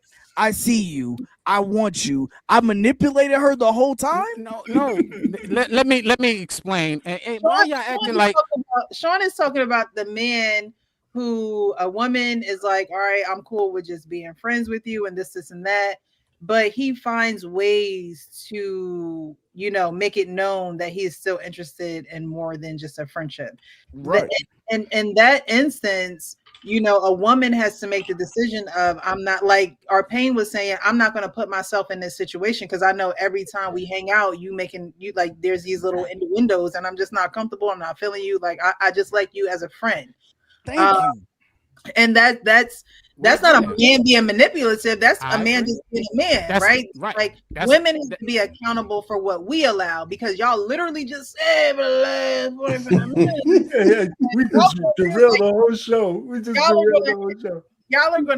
y'all have a nature. Like men have a nature about them, and women can't be ignorant to that, right? I think that a lot of male and female relationships do flourish when there is no physical contact. Like, when there is no opportunity for you to be in the same vicinity together, especially if you find each other attractive and things of that nature. Lord There's an easier to be friends when there's no opportunity to be in the same room together. It's easier to send each other encouraging messages or check in with one another when there is no when there's no opportunity for physical contact, because then you put a woman, especially a pretty woman, in a situation where you may not get the reaction that you think you're going to get because y'all have cultivated just a friendship. And women need that proximity to like you. Like men don't necessarily need that. Y'all can just step on the scene and you see over your house, she take off her shoes and she got Precious. I hear you, Precious. Come on, man. But that ain't true. Women, we need some experiences with you. We need some proximity with you in order to give you that type of energy with us. Precious, that sound good to the dude you don't like. That sound real good to the dude you don't like. The dude that's a little The dude that's a little chunky. Like, the those dude would be considered your friends. The dude that got a crooked eye. The man's mind. Like now you acting as a man because no. you're not looking at them as friends. But Precious, and I'm not saying you, but most women are not even going to allow me to be in their presence if they're not attracted to me in some kind of way. They're not going to do it. They'll talk to me. Initially, if I'm talking to you, a man will more than likely let women know that he's interested. The first time we start running our mouth, we interested, right? Now you put us in the zone you want us to be. So if you put me in the friend zone, let me fall back. But I'll call you every once in a while on your, on your special Fridays. Hey, lovely. Hey, beautiful.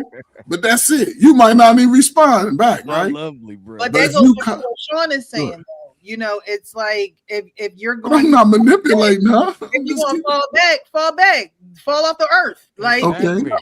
There's no reason Hold on. to continue to you know, Yeah. she Be a friend. tried Not fall off the if earth. he if Fall off the Let- earth. let- So, man, let's reverse not it. literally. so I shouldn't be your friend. I Let- shouldn't let- be your let's- friend. Let's Not reverse it. literally. Let's But reverse it. some Men. women don't like it's either women are nice to you and they, you know, pretty much, hey, you know, I really respect you as a friend and things, this and that. But when you continue to, you know, that's shoot irksome. or whatever the case may be, Yeah, when you got to pressure. put their foot down and be like, don't call me no more. No, you know, but Yeah, you're right. but Let's- Precious, let's don't reverse call it. me. Let- Don't let's call me reverse when it. you catch a flat. Don't call me when you Right. need your show, Oh, snow shovel. Yeah, but Let's reverse it. no. We're going to extremes, Precious. But we One time friends. We you tell a friends. man one time, right? Says, listen, I ain't interested in you that way. He gonna fall back. Right? The guy who's not stupid will agree with you. I hear you, and I won't make this mistake again. And then maybe you don't cut him off completely. But the fact that he likes you doesn't disappear just because you said that. He Right. might not. And that's He why I might said, not approach. Well, he might not ever approach you again. Facts. Call him. But It's it's too still in long. his head, waiting right. Okay. for So- if there's a chance for you to change your mind. And he might be real subtle with that whole thing, and that's where his manipulation thing comes in, right? But listen, if you could develop a friendship in the meantime, and some guys could get used to just saying, I like this woman for A, B, C, and D, because I actually you get some admire her? benefit You're from her. I actually get some benefit from knowing that woman. Well, So some of us do mature in those areas. Thank you. However, make no mistake, I could not approach you again after you told me not to, and we could develop a friendship. But But that you- midnight, if you gave me that midnight call, Okay. if you Wait, gave wait. me that midnight call, and I said, holy You're shit, always she's giving me the midnight call. This is just figuratively. Listen, if you're fine, Precious, we can have a whole relationship of me never approaching you again because you Watch put that. me in my space. And now you're comfortable with me. I'm comfortable with you. We ain't talking. And then we find ourselves in a situation. You're looking all pretty and relaxed. You got your shoes off. Your toes are wiggling in the air and shit. You know what I'm saying? Come on. I'm looking at you. Okay. And you had that one sip of wine, you know, and you just in the right spot. You ain't got Pucker them lips and shit. I got you. playing backgammon and shit. You know, Man, that's funny. That's why Precious just said proximity matters. And let me the just proximity reverse it. matters. Yeah, and let me just reverse it. If we all probably have put a woman in a friend zone, correct? For sure. Okay. So now Probably, if yeah. that woman in your friend zone continues to make passes at you, continues to and then that late night, you just down, you and your girl just had an argument, this, that, and another, and she's like, hey, you want to come over? You know, we could talk about it in person. And It you would be decide to go over there. It would be I'm you stressed. calling, right? I'm You talking about the stressed. girl? You talking about the girl that's in the friend zone calling? If she in the Yeah. friend zone, then she calling me. She gonna be in the friend zone. But if you Okay. talk about, but it would have to be me calling her.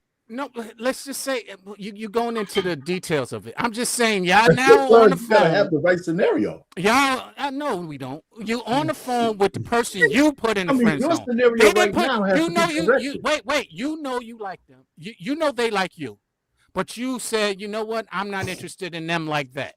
Right. All right? For whatever reason. Now y'all developed a friendship and then cool as hell.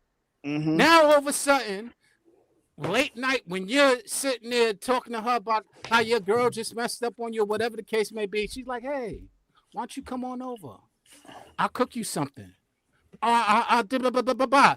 And you thinking it's friendly because y'all don't have you ain't interested in her like that. Nah. So now I'm an adult. I know exactly what the hell she trying to do. right. I'm just saying, if I broke up with my girl and she called me, and I call her and I'm telling her about me and my ex going through these problems, and she say, you know what? Why don't you come over here and let me cook for you? You're right. I know You're right. exactly. You're I know right. exactly You're right. why she want me to come over there. Right. Somebody women- rocking, knocking now, them. so wait. That's now what she watch, want me now to watch come this. over. Now Women watch have a this. brain You're right. too. You're right. So now You decide. You know what she wants. You go ahead because you feel in that kind of way, and you engage. But then after you think about getting back with your girl, you're like, damn, I messed up. I shouldn't have did that. I was horny. Whatever the case may be. Do you feel like I know we take accountability, so we don't feel like they manipulated us. But if she did invite you over, knowing that, yo, he's a man, he might take me up on this. Who do you blame? Huh? Myself. Does she disturb my peace? Myself. I know it. Myself. I know exactly myself, bro. I know exactly why I went over there. I was like, she called me. She called me on that night. I was in my feelings. I can't even argue. We just take accountability. You're right. You're right. Yeah, I blame myself because I went over there and I shouldn't have. I guess you meant to do the same thing. They need to blame themselves because I agree from the beginning what it is. If you have already said some type of but you're right. I agree. But your relationship, you can't say a man manipulated you. Right. Wait. You're right. But does it dismiss the fact that? But does it dismiss the fact that she was trying to be manipulative and trying to take advantage of that? No, vulnerability? I think she was. You didn't accept it, but was she trying? I don't think she was being manipulative. I think she was being an opportunist. She seen the opportunity to slide. I'm saying I think she's seen an opportunity to slide in the door, and that's what she took, and that's what she acted. What's the difference? What's the difference? I mean, semantics. Opportunists can be manipulative. I think the manipulation comes in when she's continually trying to get me to come over there, knowing that I have a woman. That's when the manipulation comes. Oh, can you come help me with this? And then I come over there and she got on a short skirt. Oh, can you come help me with this? I come over, she got on them yoga pants that see through. Now you know what you doing because you know that I got you in the friend zone, but every time I come over here, you got on some skimpy shit. You're right. You're right. So you're right. You're right. You actually linked to my point. You actually got them yams sticking out. Damn, not the yams. Why do you need reaching up high in the cabinets and shit? Why do you need me over here with you in that little short ass dress for me to help you with this? You don't need to be in that. You're lending to my point.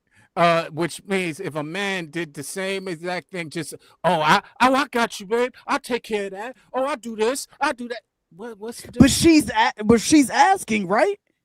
He's not just calling up saying, "Hey, can I mow your grass today?" No, they're having casual conversation. No, they're having casual conversation, and he's like, "Yo, I could take care of that," because he want to get over there. He's like, "Yo, okay, I pay for that because she ain't got the money." Oh, yo, but Sean, come on. This is where you get lost. This is where you lose me at. Right. Okay. Right, cool. We have me and her having casual conversation, right? She says this. I say, okay, you know what? I can come mow your grass. Guess what she gonna do? I'm gonna be mowing that damn grass, and she gonna be looking out that window like, this sucker that came over here and mowed this grass again. Because you know why? Because she don't have the intentions of doing anything with me. Right. Now, if I have a woman in the friend zone, and she really wants me, and even if she doesn't say anything, if she does subtle things like call me over there for little shit that she really could have done herself, right? Oh, it's a spider. I don't know where it went. And then I come right now. I'm you know what? Here I come. I'm on my way. Now I get over there and you got on these tight ass pants, or why you ain't in those sweats? Why you ain't in the Missy Misdemeanor outfit? You know she didn't need you to kill a spider. It's just she didn't need you to kill a spider. It would have to be she didn't need you to kill a spider. But you didn't have to go over there. Sean, it would have to be the person who has the person in the friend zone, mainly the one who's doing the manipulation. Now, if it's not a person who's in the friend zone or a friend zone type of situation where you just meet a girl, she say, I don't want to do nothing. Most men are not going to stick around for that opportunity. But if they do, and then they end up becoming friends, it just is what it is. That's right. Or if he has a chance, it just is what it is. But more times than not, you still don't. Even if she walked by and I say, "Oh, damn, you looking good in that dress today," she gonna be like, "Oh, thanks." Because Yeah, she I don't know. look at me like I that. know. Yeah, she don't look at me like that. Now, some women will actually play into it, right? You'll be like, "Hey, Dad, you looking good in that dress? Oh yeah, look at the little 360. You see it? I'm looking good." Because she's playing. She's trying to make sure you stay around so she can get what she can get out of you, just like a dude would do for a woman in the friend zone. It would be the same thing. I agree. Every time she come over, I got on gray sweats. Yo, Why? we Because I got want a you new to guest on the panel, right? So you We go. got a- Oh, what's up, though, Mr. Heesa? Yes, Mr. Heesa, it's been a while. It's good to see you on the How Yo, are you, y'all, sir? what's going on? What up, What's sis? up, brother? What's good? Good with it. Good to see you. All thing, what's good? Shano, what's popping, man? All right. Sir, what's Good, good? good. Coach What's Ferg, good, hope all is well, man. Good to see What's up, all brother? of How you, you doing, man? Salute. Sis, how you doing? Good to see I'm you. doing well, thank you. I hope you and the missus and the children are doing well. I'm glad to see you. Thanks so much for hopping up on the panel. No problem. No Been problem. patiently Y'all waiting over continue. there. Y'all doing great. Y'all doing great. I'm enjoying this. Precious, we let these guys get by. We had a whole different show. I I don't know. know about that analogy Shano just did, though, but other than that, There you go. There you go. Oh man. All right, we're going further this along. Okay, we got two more videos. The grand finale is my mother has been stealing from me for years. Before we get to that, though, we're gonna get into this video here. I saw this on So Shameless Pod. I followed him for a while. I've gone to some of his events in New York. And there's a debate on his channel about parenting and if the mother should pretty much make the father feel comfortable with co-parenting. So we're gonna go over this one.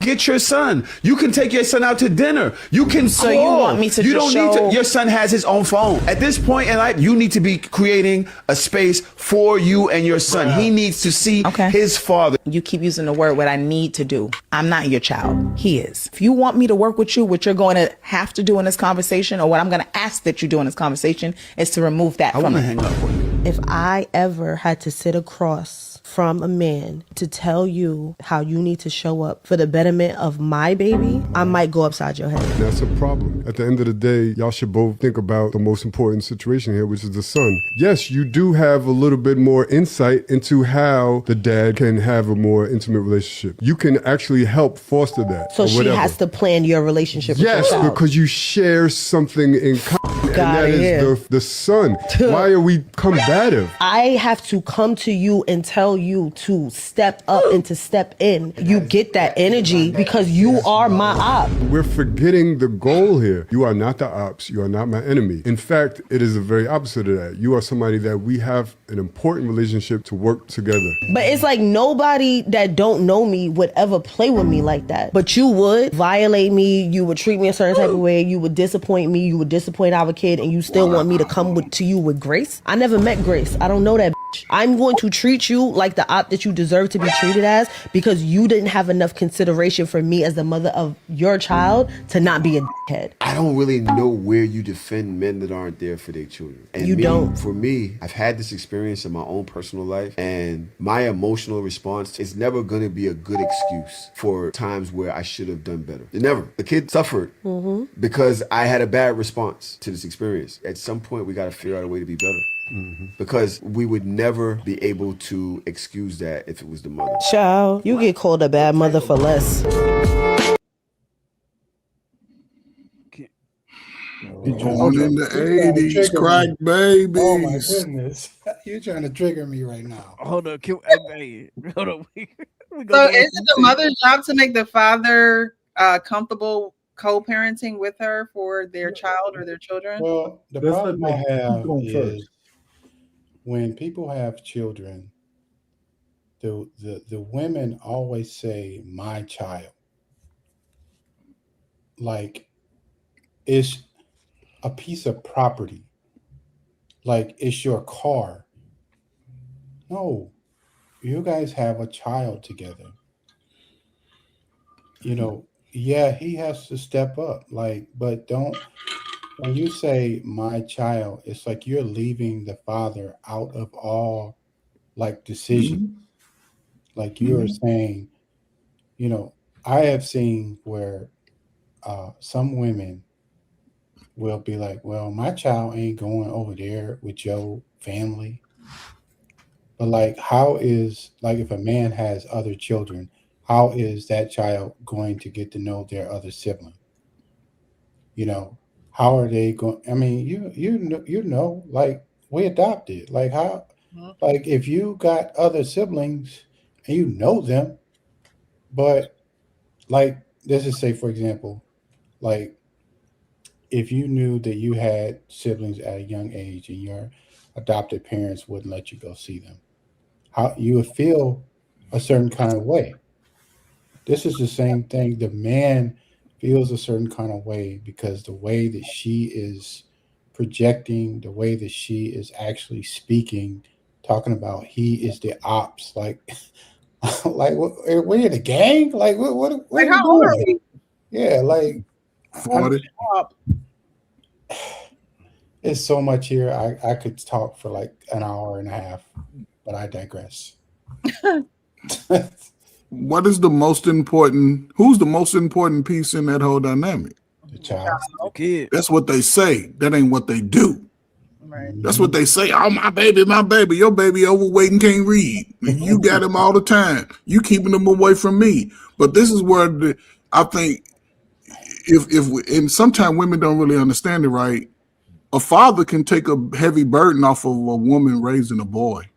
Oh, If he's allowed access to it. I was a shitty boyfriend. I ain't no good. I cheated on, but I got my son. He looked like me. He wants to play football. I'm playing football. Let me teach him how to play football. Let me teach him how to play basketball. But some women get so selfish because I carried this slow baby for 9 months.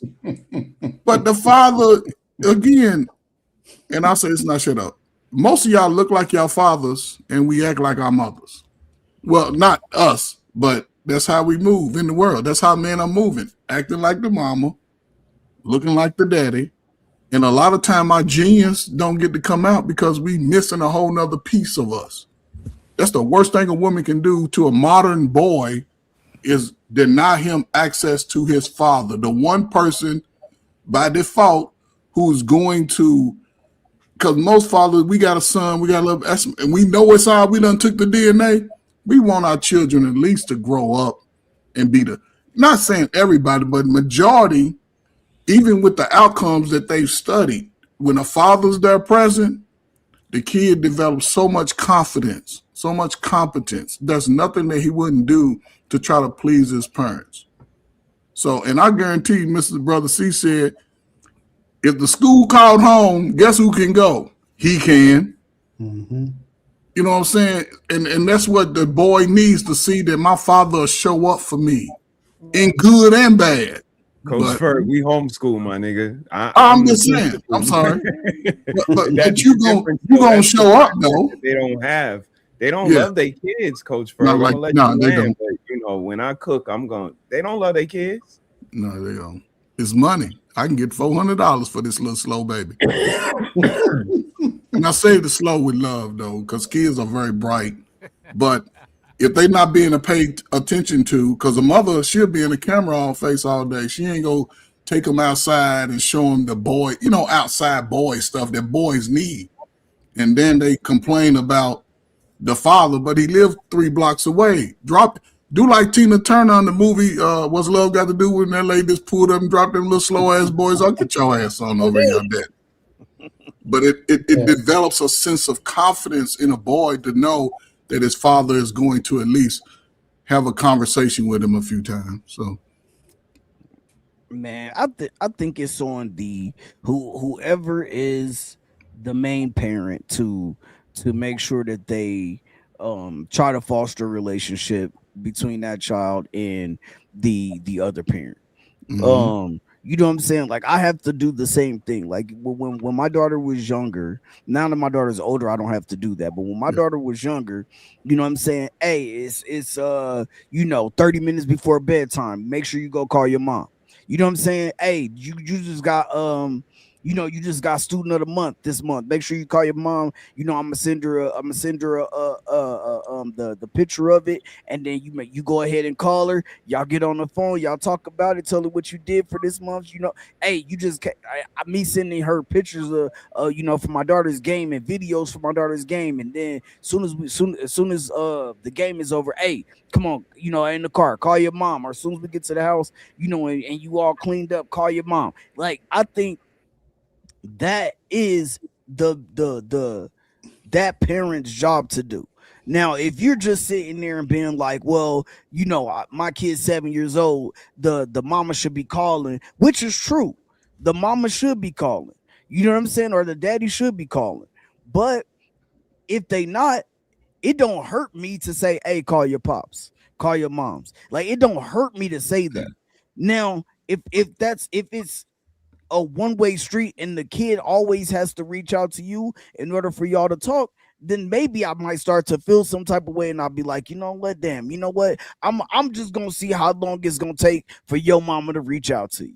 You know what I'm saying? Because eventually it's gonna dawn on her to say, damn, like, you know, I ain't spoke to my daughter in a while. Like, you know what I'm saying? It shouldn't get to that point, but sometimes it does. And in order for that person to see, like, you know, damn, I ain't spoke to my, you know, sometimes it's just, hey, I'm not forcing it. If you want a relationship with your child, we have ample amount of time. We got all this technology. You can FaceTime them now. You ain't even got to go to a payphone. You know what I'm saying? Back in the day, you had to hit them on a pager. You know, you had to go to the payphone. They hit you 911. Now it's very simple. It's easy. You can have an Android and still be able to video chat. You can have, you know what I'm saying, an iPhone. Like, you can, it's so many different Zoom calls, Skype. It's so many different ways to foster that relationship and make sure you're still there for your child. You know what I'm saying? Yeah. Like, the one thing that pisses me off as someone who has been, you know, doing it is to hear people be, you know, just dismissive of the other parent, bro. Like, you know what I'm saying? Like, even when things are not right, when things are just you know, hectic, you know, she don't want to take care of the baby because y'all not together, he don't want to take it. I don't give a damn. The most important part is my daughter, and if her happiness, even if we know as the adult, we know what it is, but every time she call her mama, her eyes light up. It just is what it is. You know what I'm saying? At some point in time, she's going to learn, or that child is going to learn, hey, like, oh, I'm starting to see what my pop saw, or I'm starting to see my mama saw in this person. But that's not that's not for me to put in their head. That's not for me to put in the atmosphere. It's not for me to be like, yo, your mama was a piece of, like, it's just not for me to do that. Right. And I think that sometimes what happens is, when a woman gets to that point that we just seen in that video, it's either she still wants to be with that man and he don't want to be with her, he don't want to take care of the kid because they're not together, because that happens too. You know what I'm saying? Or she sees that man in that child. You know, oh no, this is my kid. This is my kid. He ain't my kid. Ain't gonna. You know that kid got another parent, right? Like, at some point in time, and if that man wants to be an active father, or that woman wants to be an active mother, and you're the one making sure that relationship is not cultivated, then you're the problem. And that's when somebody gotta call you out on it. And I hope it's somebody close to you. Somebody needs to hurt her feelings, and it has to be somebody close to her, because she's not going to listen to a Arpain. She's not going to listen to a Sean. She's not going to listen to the Real Precious, Mr. He Said, Coach Ferg, or 3 a.m. or Frank. She's not going to listen to us. It got to be somebody who really is close to her and who will say, girl, you're wrong. She may not listen to them either. She might not, but it's going to have to come from somebody that she care about. True, but even when the people who care about you know, the parent or the mom, whoever is who's making these decisions, you know, I always say, like, women will go through something over and over and over again, not learn the lesson until they bump their head, they out, out to dry. They don't got nobody to help them. They done already, everyone has already tried to give them the advice that they need. And now we're just letting you do your thing. We're letting you, accept the consequences of your actions. Sometimes there is no getting through to a woman who is determined to misunderstanding the position and the protection and everything that comes with a father being a father. Like you said, sir, it's like, yeah, we may know the situation, but at the end of the day, my relationship with you should have no bearing on your relationship with your child at all whatsoever. It's a whole nother thing. It's a whole nother chapter. Like there should be no reason why us not being able to get it together, whatever the situation may be, bleeds over to the relationship between a child and a parent. I never understood why women, probably just ignorance and they just weren't raised right. But why they would, or if a man is, violent, but other than that, why would you want to keep your child away from their parent? And 3 a.m. we're adopted. So of course we're like, well, why would you want to do that? Because we're separated from our parents. But it's like, why would you want to keep a child away from the person that helped you make that child on this earth? Like, it just makes no sense to me because of your angriness, because of your ignorance, because of your ego. Like, it's just, that is one thing that truly needs to change. And because of all those things, you can't even see the reason why it's part of your responsibility to facilitate that relationship, because most times women are the custodial parents. Like, your situation is becoming more prevalent now, but you don't really hear a lot of men who have custody of their children. It's most times it's the mother. And, for a mother to take on that attitude, it is going to be the worst thing that happens to her child. Like, you know what I mean? And that's why men get to a point where it's just like, I am going to stop trying. I'm not going to call. I'm not going to do those things. And it's not because they don't want to. Most times they don't want to deal with the mother. Yep. And look, the last thing I'm going to say to finish up is just, I think there are some instances where you have to protect your child. Like if that other parent's on drugs and all of this, and they're abusive and they're abusing that, like, you're gonna have to do what you have to do to protect that child, right? But if that person is not if that other person doesn't have your child in harm's way, anything like that, they're not neglecting that child, then they should have an opportunity to parent. But why is she like? I still go back to, she's saying that he is the ops. Like, are we in a gang war? Well, like, they in New York, so it could just be, Sean knows, like, it was like the lingo in New York is just different from other places. It's normal, like, just like the lingo in North Carolina is probably different. Let's come back to that though. Let's come back to that later. But he said, what do you got on this? Let's go around robin, so everybody get in before we break it down. Just a few things. I appreciate y'all for having me. Of course, I miss you, Precious, and R-Pain. Always good to see you. A few things. First thing I'm gonna say, to God be the glory, because won't He do it? Because I haven't seen y'all in a while, and as soon as I pop up on the panel, it's about parenting, and y'all know that's the flag I wave. Like, we are promote conscious parenting, PCP, and to hear her say need, this is what you need. You need to stop using that word. You're gonna stop saying need. No, because when I told you need to turn around and let me hit it from behind, you ain't had no problem with that. You ain't ask why. You ain't say it's subjective. When I told you which wall you want to climb, you said, okay, daddy.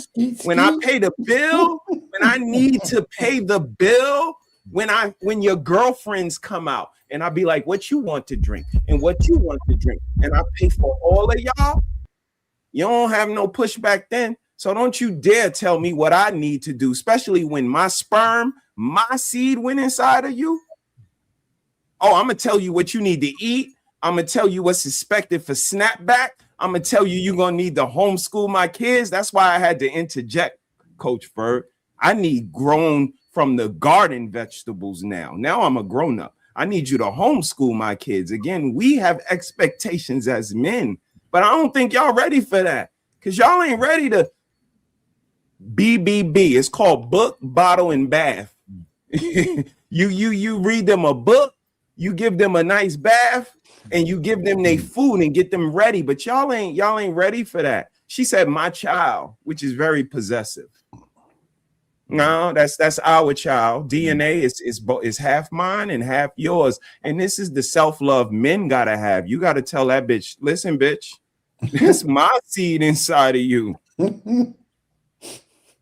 And this is something that I actually went through with my child. My son is 30 years old. But what I told him and his mother is every year he gets older, I speak to you less because he knows how to speak more. I only need to speak to him. Me and you have a professional relationship now. I don't need to speak to you. And every year he get older and you got him a cell phone and all of that shit. I don't need to speak to her. What's up with you? My mom, I don't give a fuck about what your mom talking about. What's up with you? And now she's on her third husband. And I'm still with the same girl. So, you know, man, every year we talk less. And what I'm doing is I'm raising it's a child now, but I'm raising an adult. They're gonna be an adult one day. I'm not raising no child, and that's what I see. I see adults who are really children raising children to continue to be children.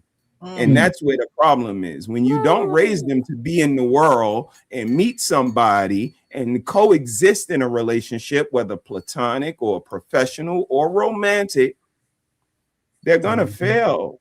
They're not always going to be children. And when we don't educate them, we don't nurture them, we don't love them, they grow up to be hateful adults that have toxic relationships. And that's because they have bad parents. So guess where it all starts? With promoting conscious parenting. It's not about you anymore. When that little thing came out of her and came out of you, it stopped being about you. So if you thought more like that, more selfless than selfish, and we are humans and we don't have humility, it's crazy.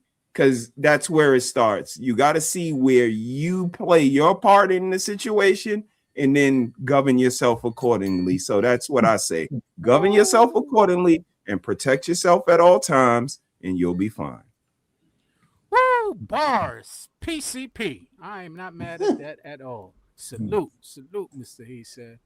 I also want to say to Frank, Pang, I commend y'all for being all the men on here being good fathers. Let me just salute the fathers that because there aren't a lot of fathers being saluted. And it lends to everything that we're speaking to, you know, and that's part of that's a big issue. I mean, we can't even try and tackle that today. The selfishness that was just displayed by that lady in her conversation, in her, you know, I gotta also big up to good mothers. I'll say this: my mother made a very difficult choice when my brother and I were 13. She sent us to our father. She had the balls and the ability to do that when she realized it wasn't something that she no longer could do. And I gotta commend my father for being willing to embrace that responsibility at the time when she did it, because he didn't have to. So to your point, Mr. He said, good parenting is absent. And man, we got to teach better parenting. And it starts by tackling those egos and that pride that is, you know, intercepts smart and intelligent thought processes, communication that is pretty productive between you guys as adults, because just because you're of age doesn't make you an adult, and we miss that often. We still got growing to do as at our old ages, from Payne on down to. I just had to do that to you, Payne. But no, seriously.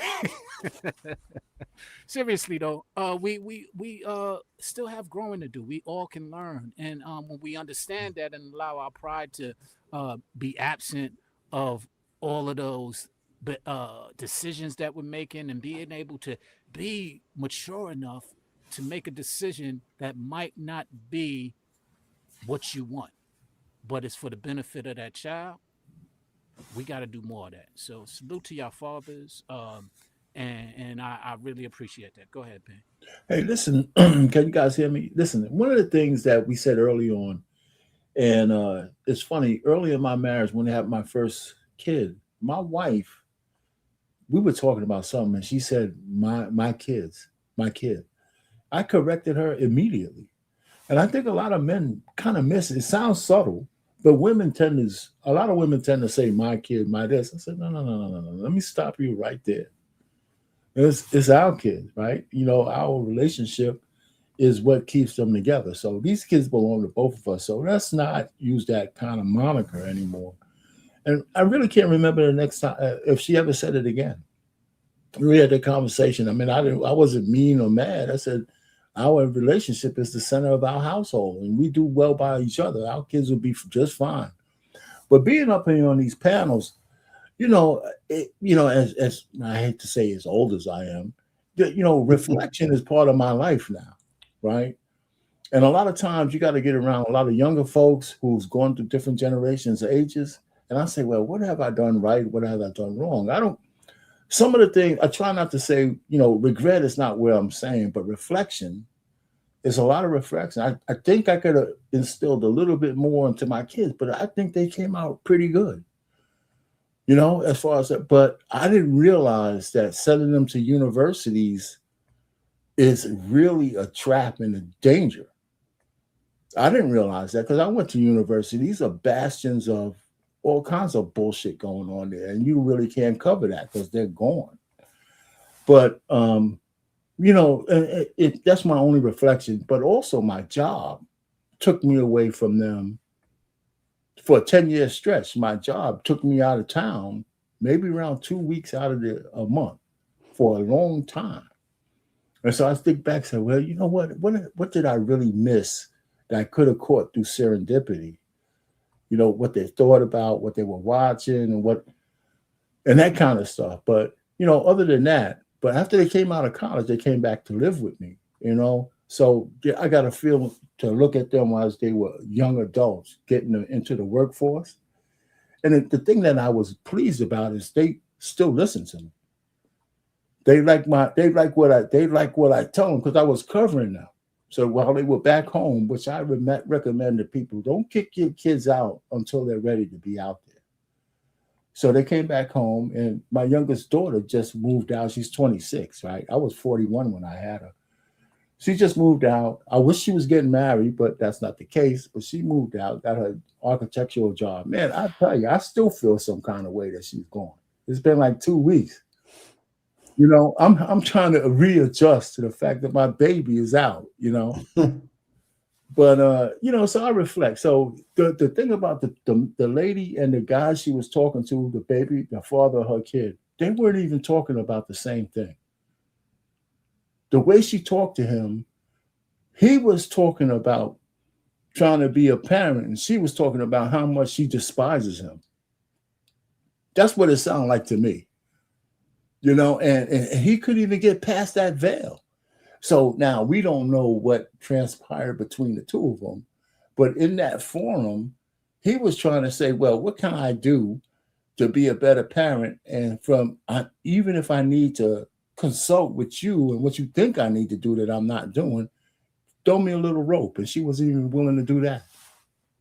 Yeah, she was more concerned about getting off what she wanted. She wanted to project whatever feeling she had onto whatever show she was on instead of actually listening to him. Right. And saying, I really go back to when she was saying, my kid, that's your car, or that's your house, it's, and you hear that a lot, and it's really it's frustrating because you know, you have another person that's willing to be there, but your ego is not allowing you to actually be a good parent because you're mad because you're not, you know, you're mad because you're not with the guy anymore, or like he might have For cheated on whatever you, reason. or whatever the case may Right. be, right?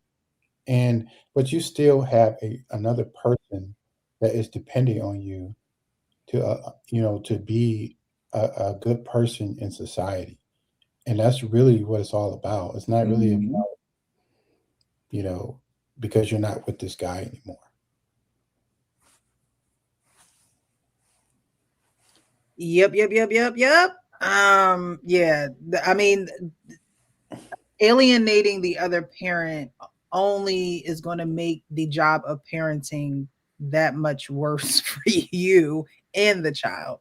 Mhm. So I just, it's just a trend that women need to. It's like if at this point, why'd you have sex with them? Like, why'd you open your legs? Like Mr. He said when he told you to bend it over, you was okay with that.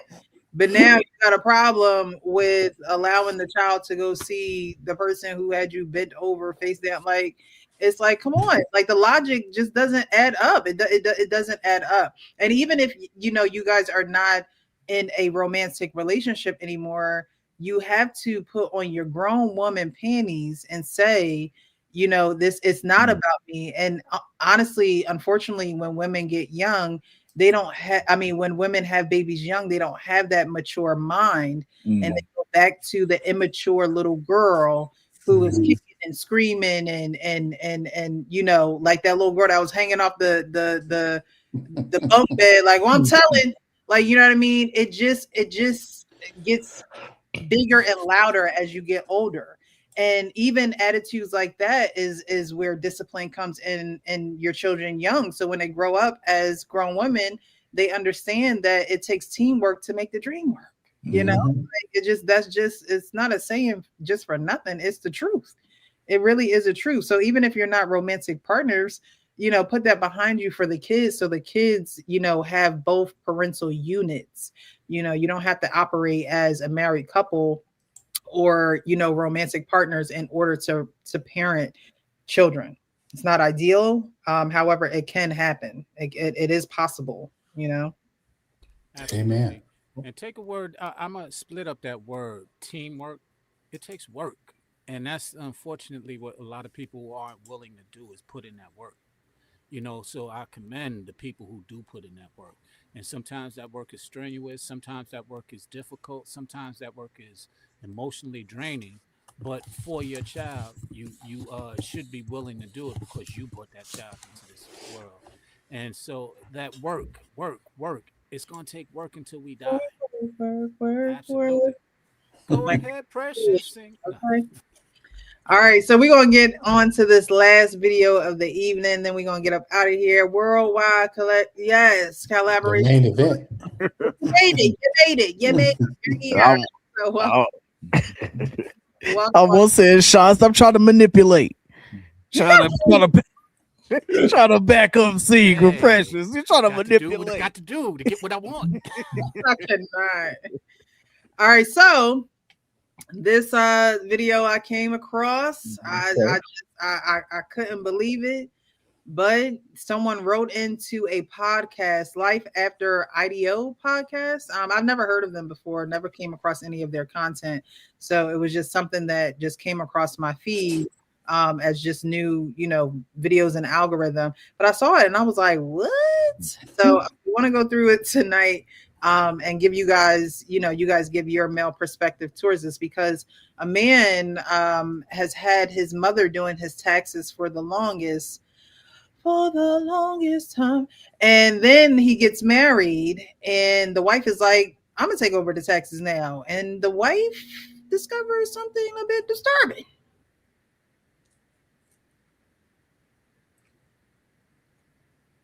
Hold on. StreamYard got catch up.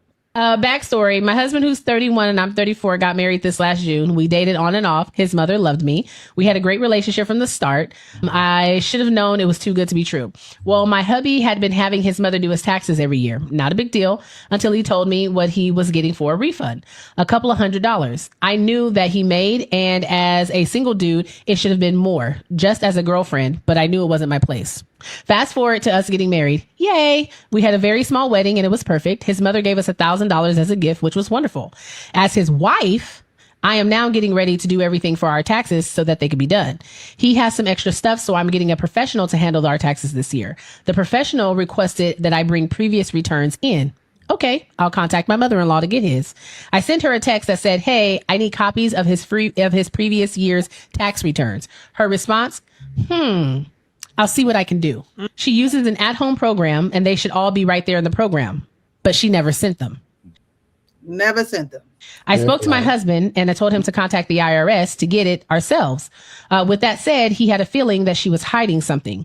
During this, I also learned that she had his return direct deposited to her account. I see where this is going.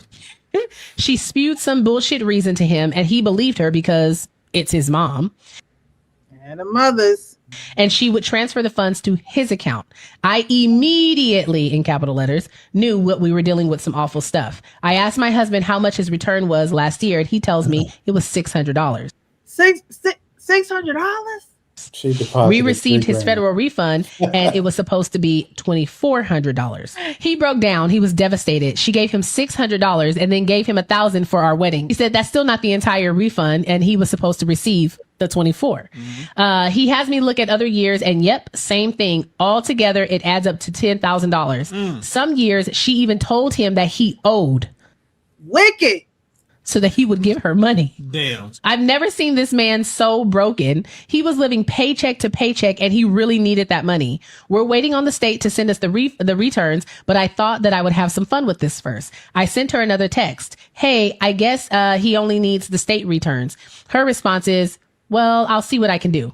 She calls her husband claiming her computer monitor is broken and she thinks that their son is mad at her because he didn't call her the day before. Now she's starting to panic and it's very clear why. So here's what's going to happen. We're waiting for the state return and old bank statements to show what she transferred to him and he wants to confront her. He wants his money, all of it. I don't blame him. I asked, what if she refuses to repay? He said we will get the authorities involved. So I'm not sure how this is going to go. As it stands, nobody else knows what we know. He wants all the facts to back her into a corner. He knows his relationship. I mean, the corner is pretty evident. Is over with her after this takes place. Gizam. Equaling to $10,000 USD. First of all, I ain't having nobody in my family do my taxes. Let me just tell you that right now. I don't care how good you are. Listen, there are certain things that you don't need your family involved in. And one thing is your paper. What you make is your private business. That's just me. Y'all might feel different, but no.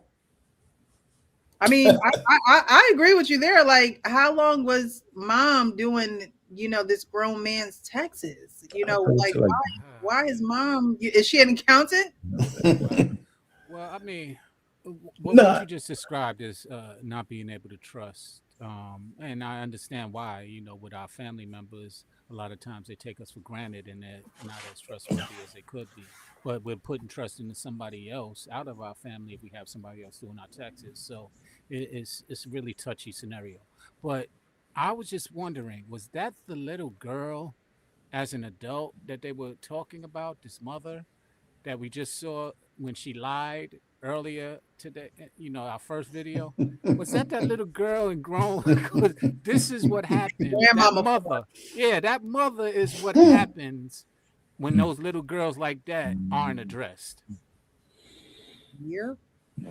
It's kind of funny about the taxes because my oldest daughter started working because I use TurboTax all the time and I got pretty good at it. So I did her first job. I did her taxes but she was working in the city. It was 2 states, right? So I made a little mistake, cost like $100. So the next year came around, and I said, "Well, you know, you ready to do your taxes?" He said, "Dad, I did it myself." I said, "Because she confronted me about the mistake. She fired my ass so fast. She fired my ass. I said, "Well, you fired?" I said, "You fired me?" She said, "Hey, man, you know, it cost me $100, Pop." You know what I'm saying? I love her. Hey, Liability, Pops. Yes, your liability, homie. Self-preservation, first rule of nature.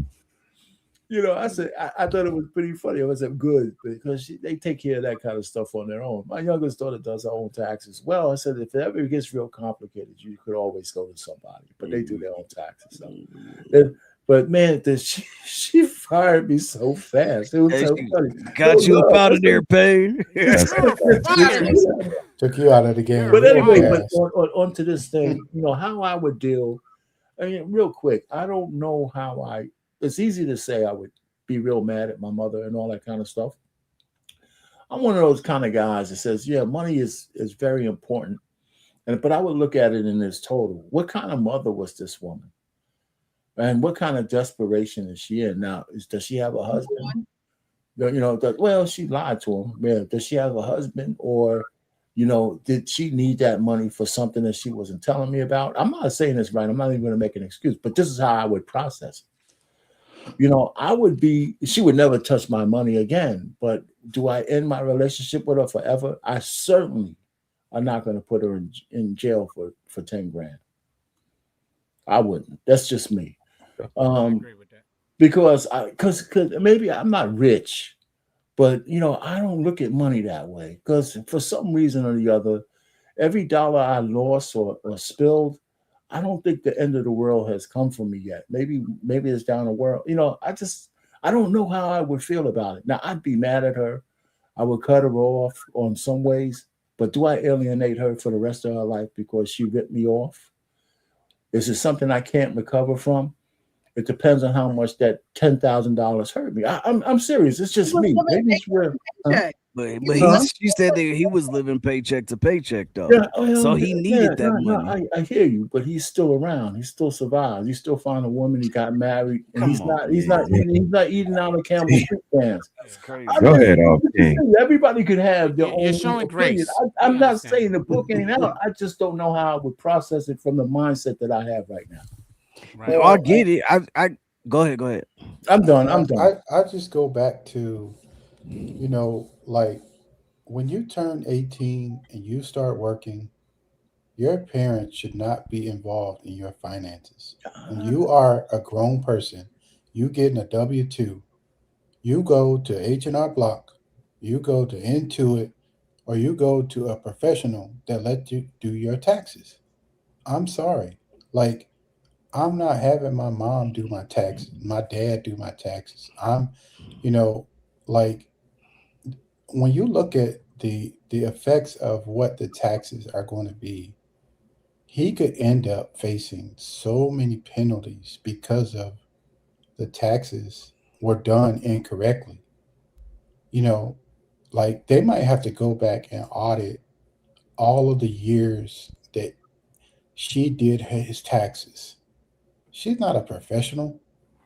Like, well, she was just taking the money. Yeah, she was doing it. She was doing it right. That's the thing. She did it right. She did it right. She was just putting the money in her pocket. We assume she's doing it right. We assume she was. If she wasn't, then it would have been other issues that he would have been facing with the IRS, and that wasn't what he never caught wind of any type of you know.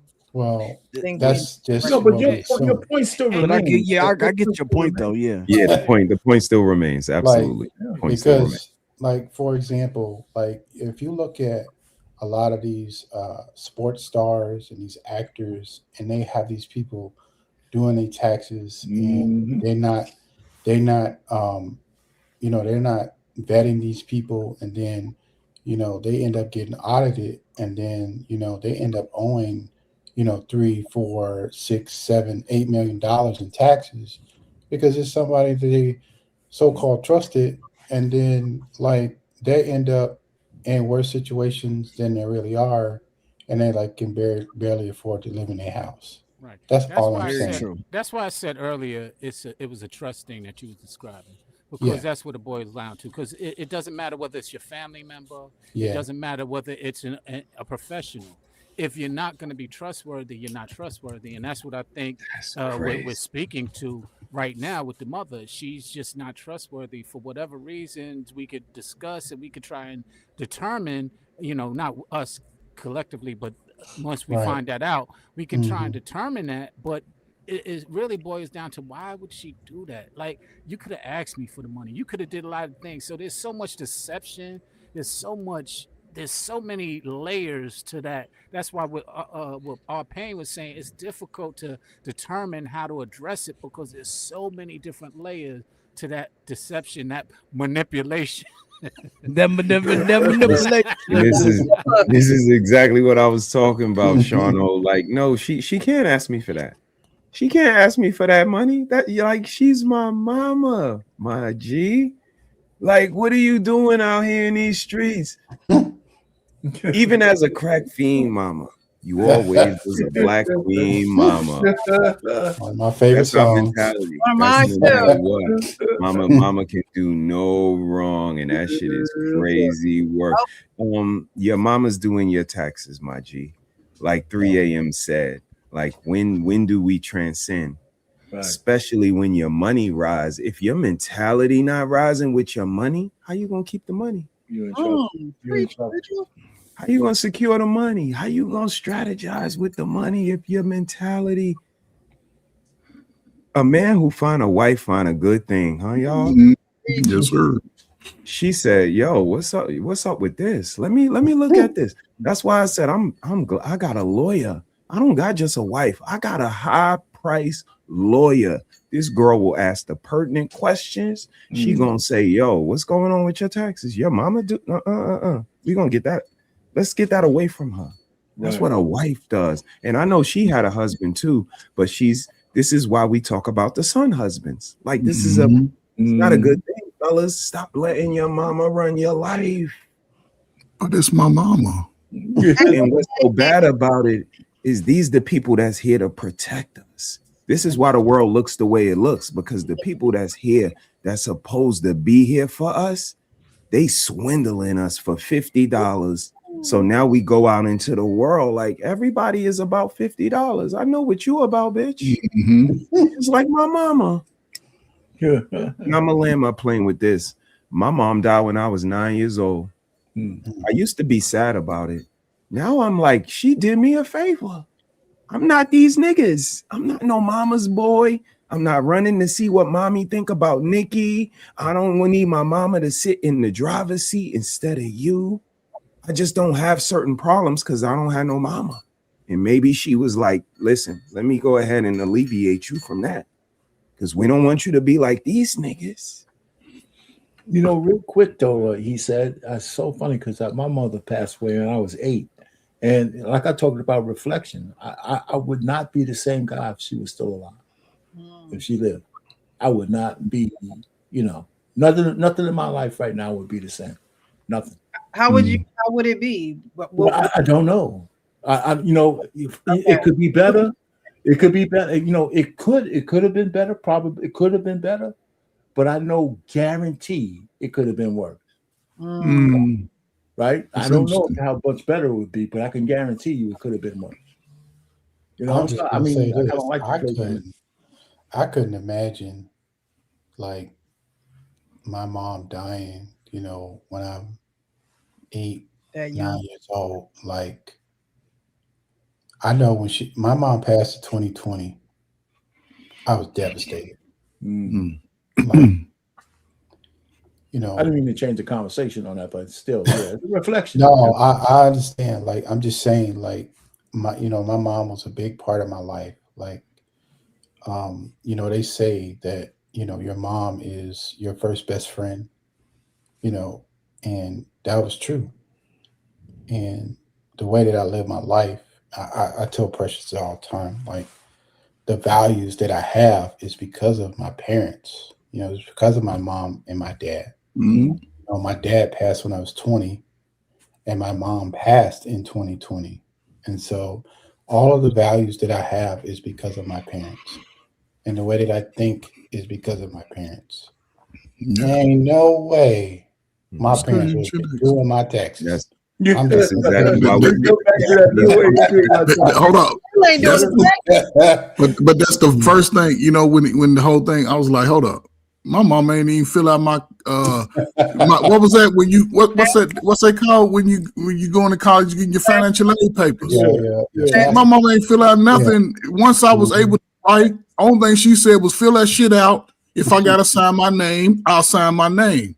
And taxes, like my man said, that was something that, you know, I hate to put a time on it, but Gen Xers was doing their taxes when they was 14, 15 years old, making sure they gonna get their money. I'll do it.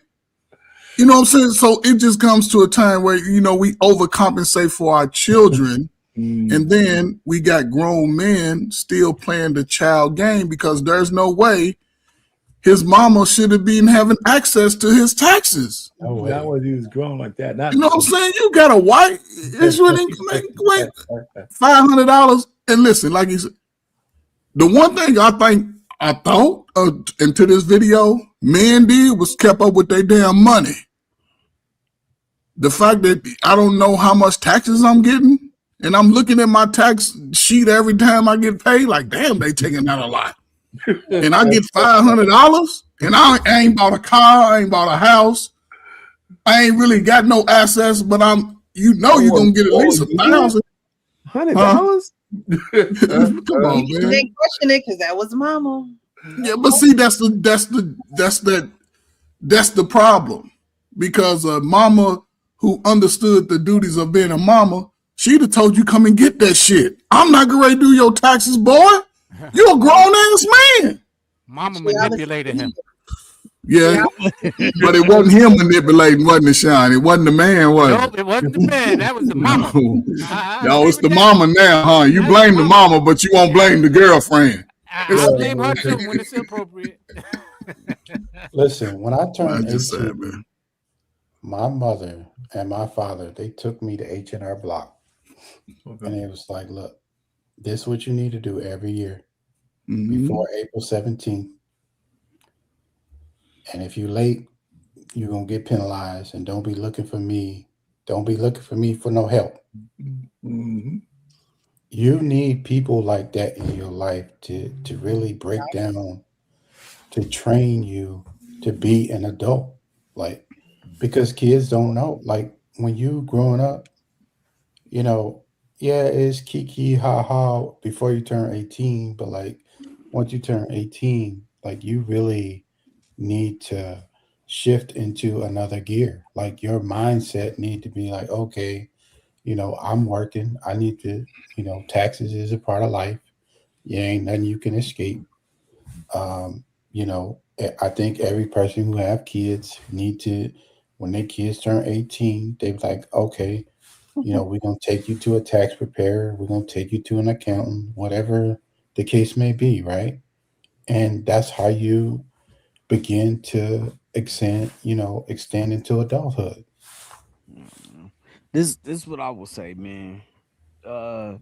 Coach, I will say that I'm glad that I left home. Like, I'm glad that I went to the Army right away. And the reason why I say that is because, like, my grandmother raised me mainly, so and I damn sure was a grandma's boy. You know what I mean? Like, my grandma, like, cause I you know, the first and the last grandchild get the spoiled behavior. So you know, and then we were the two that you couldn't tell nothing, cause my grandma be like, hey, hold up, who you? Nah, not John. That's what my grandma. So, you know, like, I remember the first time that I remember the first time that I voted. My grandma was like, "Come on, let's go." Took me to the voting station and was like, "We marked the right side of everything." You know what I'm saying? We just vote Democrat. we vote Under blue in my Democratic, house. under the Democratic manipulation. Go ahead. I guess. She said we vote blue in my house. Oh, you know what? I'm still in your house. You so right, Grandma. We vote blue. But it forced me to grow up. Like it forced me to grow up. You have no choice but to figure out how to manage your money because you know, as a private first class, how much money you getting every 2 weeks. Every 2 weeks. And you know, right before the 15th come, if that 15th is on a Wednesday, I mean, now they got the early pay. They didn't have that back in the day. They didn't have that back in the day. Yeah, back in the day. Your bank didn't give you that military pay 2 days before. So on the 13th, you was damn sure at what's that? The hot and ready piece of Little Caesars? You was right there because you had about $20 left in that account, and you had to get that $5 pizza that can last you a day and a half. Man. But the real life, man, the real life. No, but I'm saying the real life is that you had no choice but to grow up. You know, hey, they call you down. Hey, H&R Block is here. You know, Liberty is here. Y'all need to go file y'all taxes. You know what I'm saying? That's just what it was. So you had to remember. So now you know you got a standard. Oh shit. You know, I got to make sure my taxes file before April 15th. And even then, you're looking at it like, damn, I couldn't imagine my mom Dukes or my grandma being like, taking all my money, knowing that 2 days before I'm struggling because I'm still at this private. I'm trying to get this promotion so I don't got to struggle no more. You know what I'm saying? And the fact is that you know that your son is living paycheck to paycheck. It don't matter what you going through, mom's like, you can talk to me. But like I can maybe there's something I can do. Maybe I'll even pay you for doing my taxes, right? Here's $250, moms. I just got $2,400. Here's $250. You know what I'm saying? But the fact that you just took the money, and so it's not even just lying though. It's just there's lies, there's deception, there's deceit. There's you're stealing from, me. Manipulation. There's manipulation. Manipulation, not even manipulate. Listen, yeah, like you just literally you're real. That's just such a big form of betrayal. That don't mean that I'm gonna just be like, mom's, F you, I'll never talk to you again, this and this and this and this. But just now I just know how to treat you. You know what I'm saying? Now I know where I need to keep you at. I like, moms, I love you, but I'm gonna have to love you from a distance for a little while. Distance. Yeah, it's okay. Like, I love you dearly, but bro, you this is a lot. And especially like, and if I'm married or I'm getting ready to get married, you imagine the things that I could have done to provide for my like getting ready to go into a marriage. I could have boosted myself up. Those are, you know what I'm saying? You know how many people be looking forward to those taxes, man? Ooh, so you know what's interesting about that?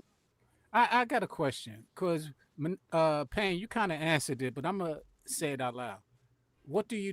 Do you lock your mother up for that? Or I mean, I asked that only because if it was someone else, let's say it was your child, do you let them go? And you can bail them out or whatever the case may be, drop the charges, but more money, I gotta give away more money. I don't know. That's why I'm asking the question. I'm like, yo, what do you do in this circumstance? Like to actually get some resolve outside of just separating yourself.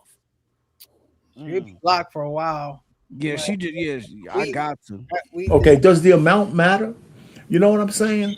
If it's $100,000, that's one thing. If it's $1,000, another thing. If it's somewhere, I mean, I guess there's a tolerance level there. You know, and that's for me. I'm only speaking for myself. Yeah, I mean, $10,000. Here's one more thing over there. Thievery? Huh? I say you tolerating thievery? Yeah, that's what I'm saying. It's not the money amount. You got racks on racks. Our pain is you know what it is? He's retired. Then you know he get to be at home and make and he good with his money.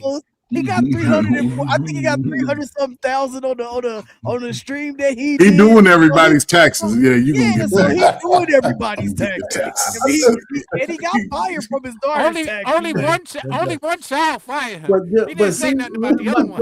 my daughter fired me, but we set up her TurboTax on her computer so she could go ahead. So it was just a transition, and that woman. So I meant for her to take it over. I wasn't going to keep doing her taxes. We did it together on her computer so she could have all the files and all that kind of stuff. And she just took to it. I was just happy that she didn't need me no more. I slid her $100 bill and say, I laughed about it. I said, yeah. I said, would you fire me? She said, man, that was $100, Dad. I said, but she took it from then, and she's been working for like 10 years. She never came back to me for anything. But $100 is different than 10 racks. I mean, not that. Well, but I love that whole concept. And he didn't steal it either. He just messed up. That's a great story. He forgot to add the reminder. Okay, what would you guys do what would y'all do to your mother? What would y'all do to her? I mean, I've already said I don't know. I'm not saying definitively what I would do, but I don't think I'd be sending her to jail. No, I wouldn't have sent her to jail unless it was a lot of money. Then moms, I'm sorry. It's not the money amount to me. It's the principle. You send her to civil court. That's what civil court. Yeah, civil court. Maybe that something. It's just the principle of what was being done. It's like that's it. She ain't gotta go to jail. You don't got to go to jail, but you got to be accountable, right? Yeah. You have to hold her accountable. This sounds like a single mom who probably raised this man on her own, and she thinks that she is entitled to any type of compensation that comes his way. And those are the women that are like the woman in the last video where it's like, you the op. And it's like, no, now you're the op to your child. Like, now you the op. Like, you so worried about this man who helped you bring this child into the world being the op that you turned into an op of your own child. Right. That's crazy. Right. Because at the end of the day, it's like, what won't you do to me? What's the line that you won't cross, Ma? Hello, I'm your son. It's like, what wouldn't you do to me? So, take her to civil court, get your money back. And then you and your wife live a life that's conducive to you guys. But the wife is going to be looking at your mom side-eyeing her. And then, of course, you are as well. Just because that's your mother don't mean she's not wrong. No, people who are wrong need to be held accountable. No, again, you don't have to send her to the slammer, but somebody have to hit a gravel and say, you're ordered to pay such and such $10,000, and these court fees. There has to be some type of accountability. And if that's how you wanted to get me, I'm gonna have to get it back that way. That's how I'm gonna have to. I know you can't even give me an explanation on why you did it. You can't even give me the copies of, the returns. You have all these excuses, and now you think your son is mad at you, and for good reason. He should be mad at you, Mom. Like, what kind of mom you are? When he asked for the return, she was like, "I'll look into it." That doesn't guarantee that she's going to pay it back. That doesn't guarantee. It just goes. It guarantees that you're going to have to go through court and do all of that extra stuff. Something's going to be withheld. There's going to be a judgment against her. There's something is going to be withheld to the point where, as time goes by and it does not get paid, they're going to start garnishing any wages. Does she work? Does she have any income? No matter what her situation is, it is wrong to steal from your children. Yeah, it's wrong to steal from anyone. Agreed. Now somebody did say that can she be held liable because he had to sign the return? How did he not know? And so that's my biggest Precious. You didn't read them. Precious. I would think that she signed his name.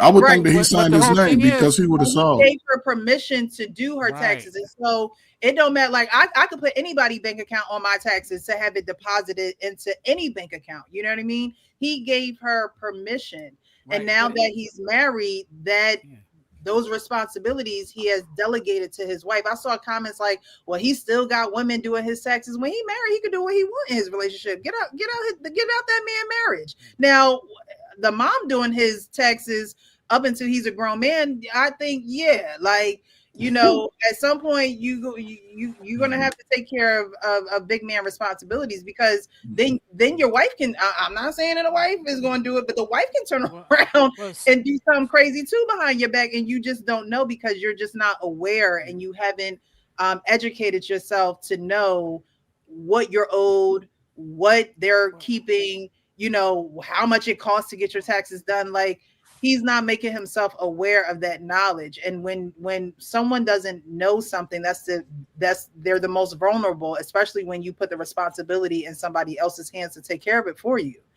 So at least get the knowledge. Even if you're going to have your mom do it, cool, whatever. But at least have the knowledge to know that you should have been getting back more than $600. Right. You know, and again, it's not. You got your pay stubs. You may not have the taxes, but you definitely have your pay stubs, and your W-2s are available to you through your job. So you should know, you know, what the situation is. Yeah. That's why I'm asking the question, because it's not about the relationship you have with the person. Because whether it's your mom or whether it's an accounting firm, which, as 3 a.m. said earlier, they deceived, they took away money, they misdirected money, because she did the taxes. What she did against him was rerouted the money into her account, which has happened in firms. It happens often, especially with athletes and people of that nature, when you entrust them into doing a job, but their idea and what they're doing is not that job. They have deceptive, manipulative mindsets. So it's not about who the person is. And that's why I'm like, I get that it's your mother, cool, but it ain't even about your mother. Because if your mother was qualified to do it, let's say she's an accountant, no harm, no foul. Nobody will be saying anything about her mother doing it. Right. But the direct deposit should be coming from the state or whoever the services of the taxes came from. That's where the deposit would say. So my thing is, when you were giving your son this money, did it just come from your personal account? Like she had to route that to her account. That goes with the knowledge of knowing how taxes work. You know what I mean? So at the end of the day, it's like, is his mom wrong for stealing from him? Of course. But you as a man need to know what's going on with your financials. You know what's going on with your portfolio and things of that nature, because even getting married and again delegating that responsibility to your wife, you should still it's most men who take care of the bills. Like when I grew up, my dad took care of the bills. Every Sunday he'd be writing them checks, he'd be sitting at that table, he might have some prayer, Bible study, then boom, the bills were getting paid. Did my mom know how to pay bills? Of course, she worked as well. But at the end of the day, I could never see him just, here, Shelly, like I just could never see that happening. So for the mere fact that, but however, there are relationships where the woman is just, she has the knowledge, she has the education, she may be an accountant, she has that wisdom. So the responsibilities are delegated to her. And in a marriage, I understand that. But again, a man should still have some type of education absolutely surrounding that, surrounding all financials that happen within the family. Absolutely. Even if she's the knowledgeable one, you got to know where all those dollars are. Right. I mean, I understand that, and you're right. It's just I think that it boils back down to that word trust. And the reason why I keep emphasizing that word trust is because you ain't gonna be able to know everything. At some point in life, and I'm not just talking finances, you're going to have to rely on somebody else's wisdom and insight that you don't have. Sean, but the word says seek and find. So yes, you can rely on other people, but you as an individual needs to seek and find. Even if you still have somebody else do it for you or help you or guide you along the way, it's still your responsibility to seek and find. Agreed. Now, but the point being is that once you find, you got to be able to understand how to discern whether you can trust what you found, because that's what it is. It wasn't about seeking and finding. It was about trusting his mother, and she was just not trustworthy. That's down. Right. But after a while, after how many years are you still continuing to? I'm not dismissing his accountability. I'm not dismissing his accountability. He messed up. He should have been more aware of his finances. You know, I agree with you wholeheartedly. But she shouldn't have been stealing from him.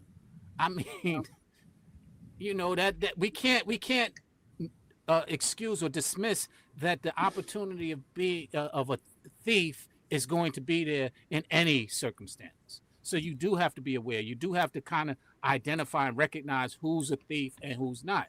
But it's kind of difficult. Like I said, it's kind of difficult when you don't know, but you ain't gonna know everything, and you ain't gonna learn everything through a bad experience. You shouldn't have to. It'd be easier to sue H&R Block than it will be to sue his mama. I'm gonna tell you that right now. I hear you. Because they are liable. Like when they mess up, when you find issues with your taxes, let me tell you, they will pay you that money instead of paying them fines. Because they will.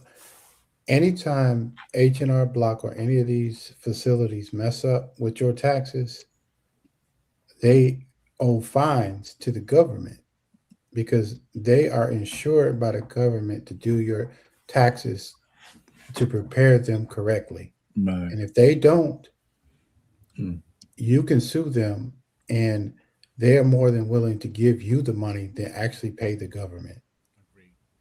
I hear you. I agree with that. But I mean, these transactions are they're through transfers or wire, whatever, they're wiring the money. So it is easy to pinpoint, she would have to give up her financial institution and bank accounts and things of that. It's I don't think it would be that hard of a process to take his mom to court. It's right there on the tax form where they sent the money to. Right. Right. All they got to do is get into her accounts and see. Again, my thing is like, how was you sending your son the money? Like you gave him she was cash app. Cover up. Yeah, she's cash app. How were you sending it to him? Like Zelle, right? Venmo, coming from Mama Jones, super chats and shit. Western Union. I guess I'm a little biased because as a youth, I had two accountants. One accountant that wasn't good and one accountant that was. And what you mean so wasn't good, Sean? What you mean by that? What?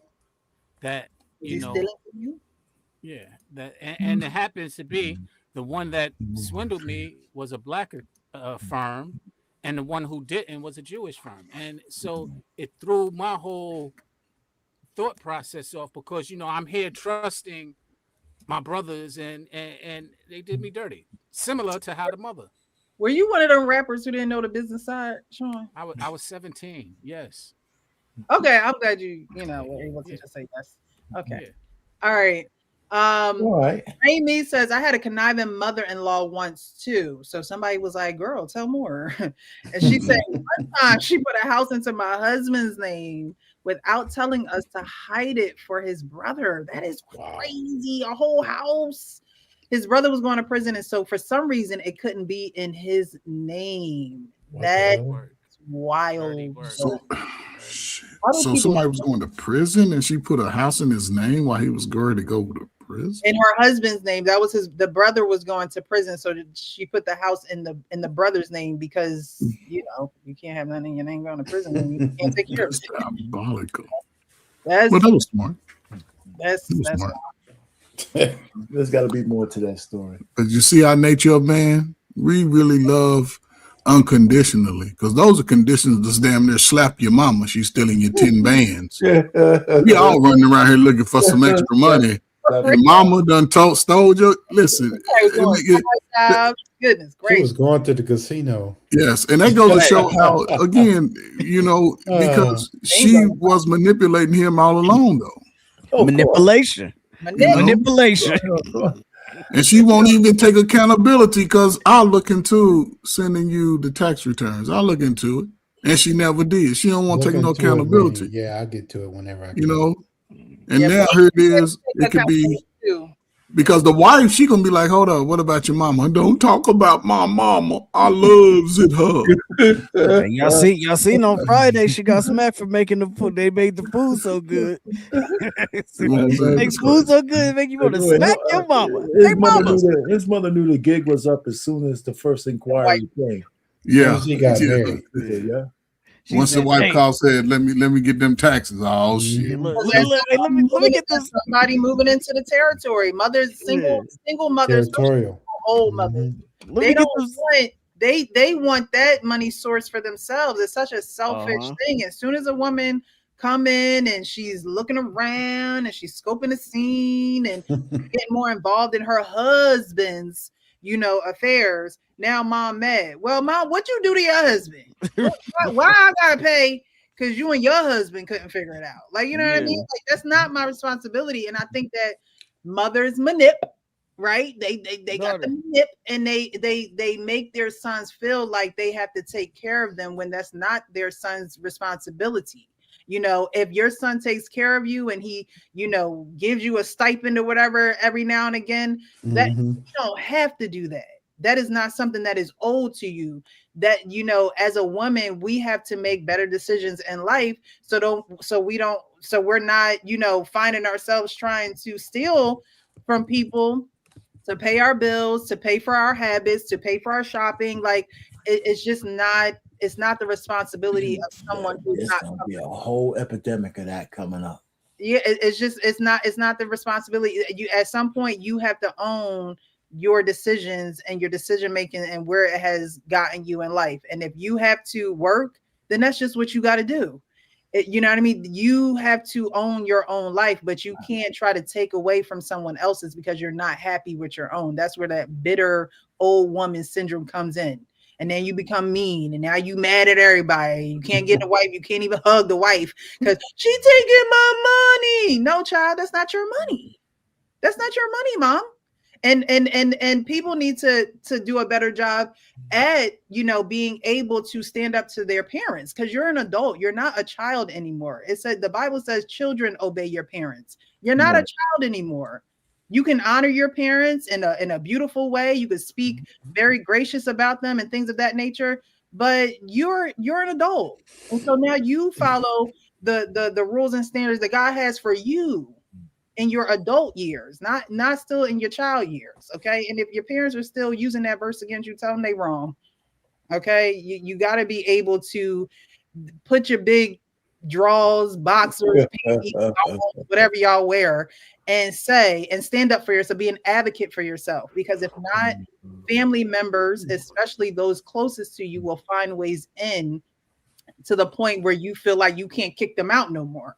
You can't get to that point because now you have a household and probably a family that you're about to start with your wife, where those financials need to be delegated to, for your own household. So that video, I wanted to share that because while mom is wrong, the husband has to. You guys are right. Like, you could say what you would do, but that's mom. At the end of the day, mom, the dad, sister, brother, you have to be able to advocate for yourself when someone is doing an injustice towards you. And I think a lot of people do not want to do that because family is involved. And that shouldn't be the case. That shouldn't be the case of keeping you scared and fearful and still in childlike state because you can't be honest with your parents. And if it causes friction, it causes friction. Period. We're adults. We go through life and everything is not going to be rainbows, sunshines, and lollipops. Like, it's just not. You have to treat people. You have to teach people how to treat you. You really do. And when you don't do that, people are going to walk all over you. Whether you allow it or see it or whatever the case may be, it's going to happen. And then you're going to wonder why, you're not feeling joyful and happy around these people because you allow them to take advantage of you. You allow them to get over on you. People need to know they can't play with you. Period. People need to know that whether you're a man or a woman, you're not about to come play over here. That's for the playground. Go to the playground for the play. Okay. Well, guys. Okay. Another good one. Another good one. Thank you, thank you, thank you. We will be back next week, Wednesday, 9 p.m. Eastern. Again, I appreciate you guys for joining. Those who are in the comments and who have been engaging in this live, whether you were here at the beginning, you're still here, you popped in for a little bit, you part of the replay gang. I see you. Thank you. I appreciate you. You don't have to be over here on this platform, but you choose to be. And so I am very grateful for you guys. If you find it in your hearts that you want to donate to the platform, the Cash App is flowing on the bottom. And it also is in the description of the video because we're about to get up out of here. This is the Real Precious Network. Y'all know what I say. Keep it real with yourself so you can keep it real with everyone else. You guys have a great evening. See you next week. Yep. Take it easy.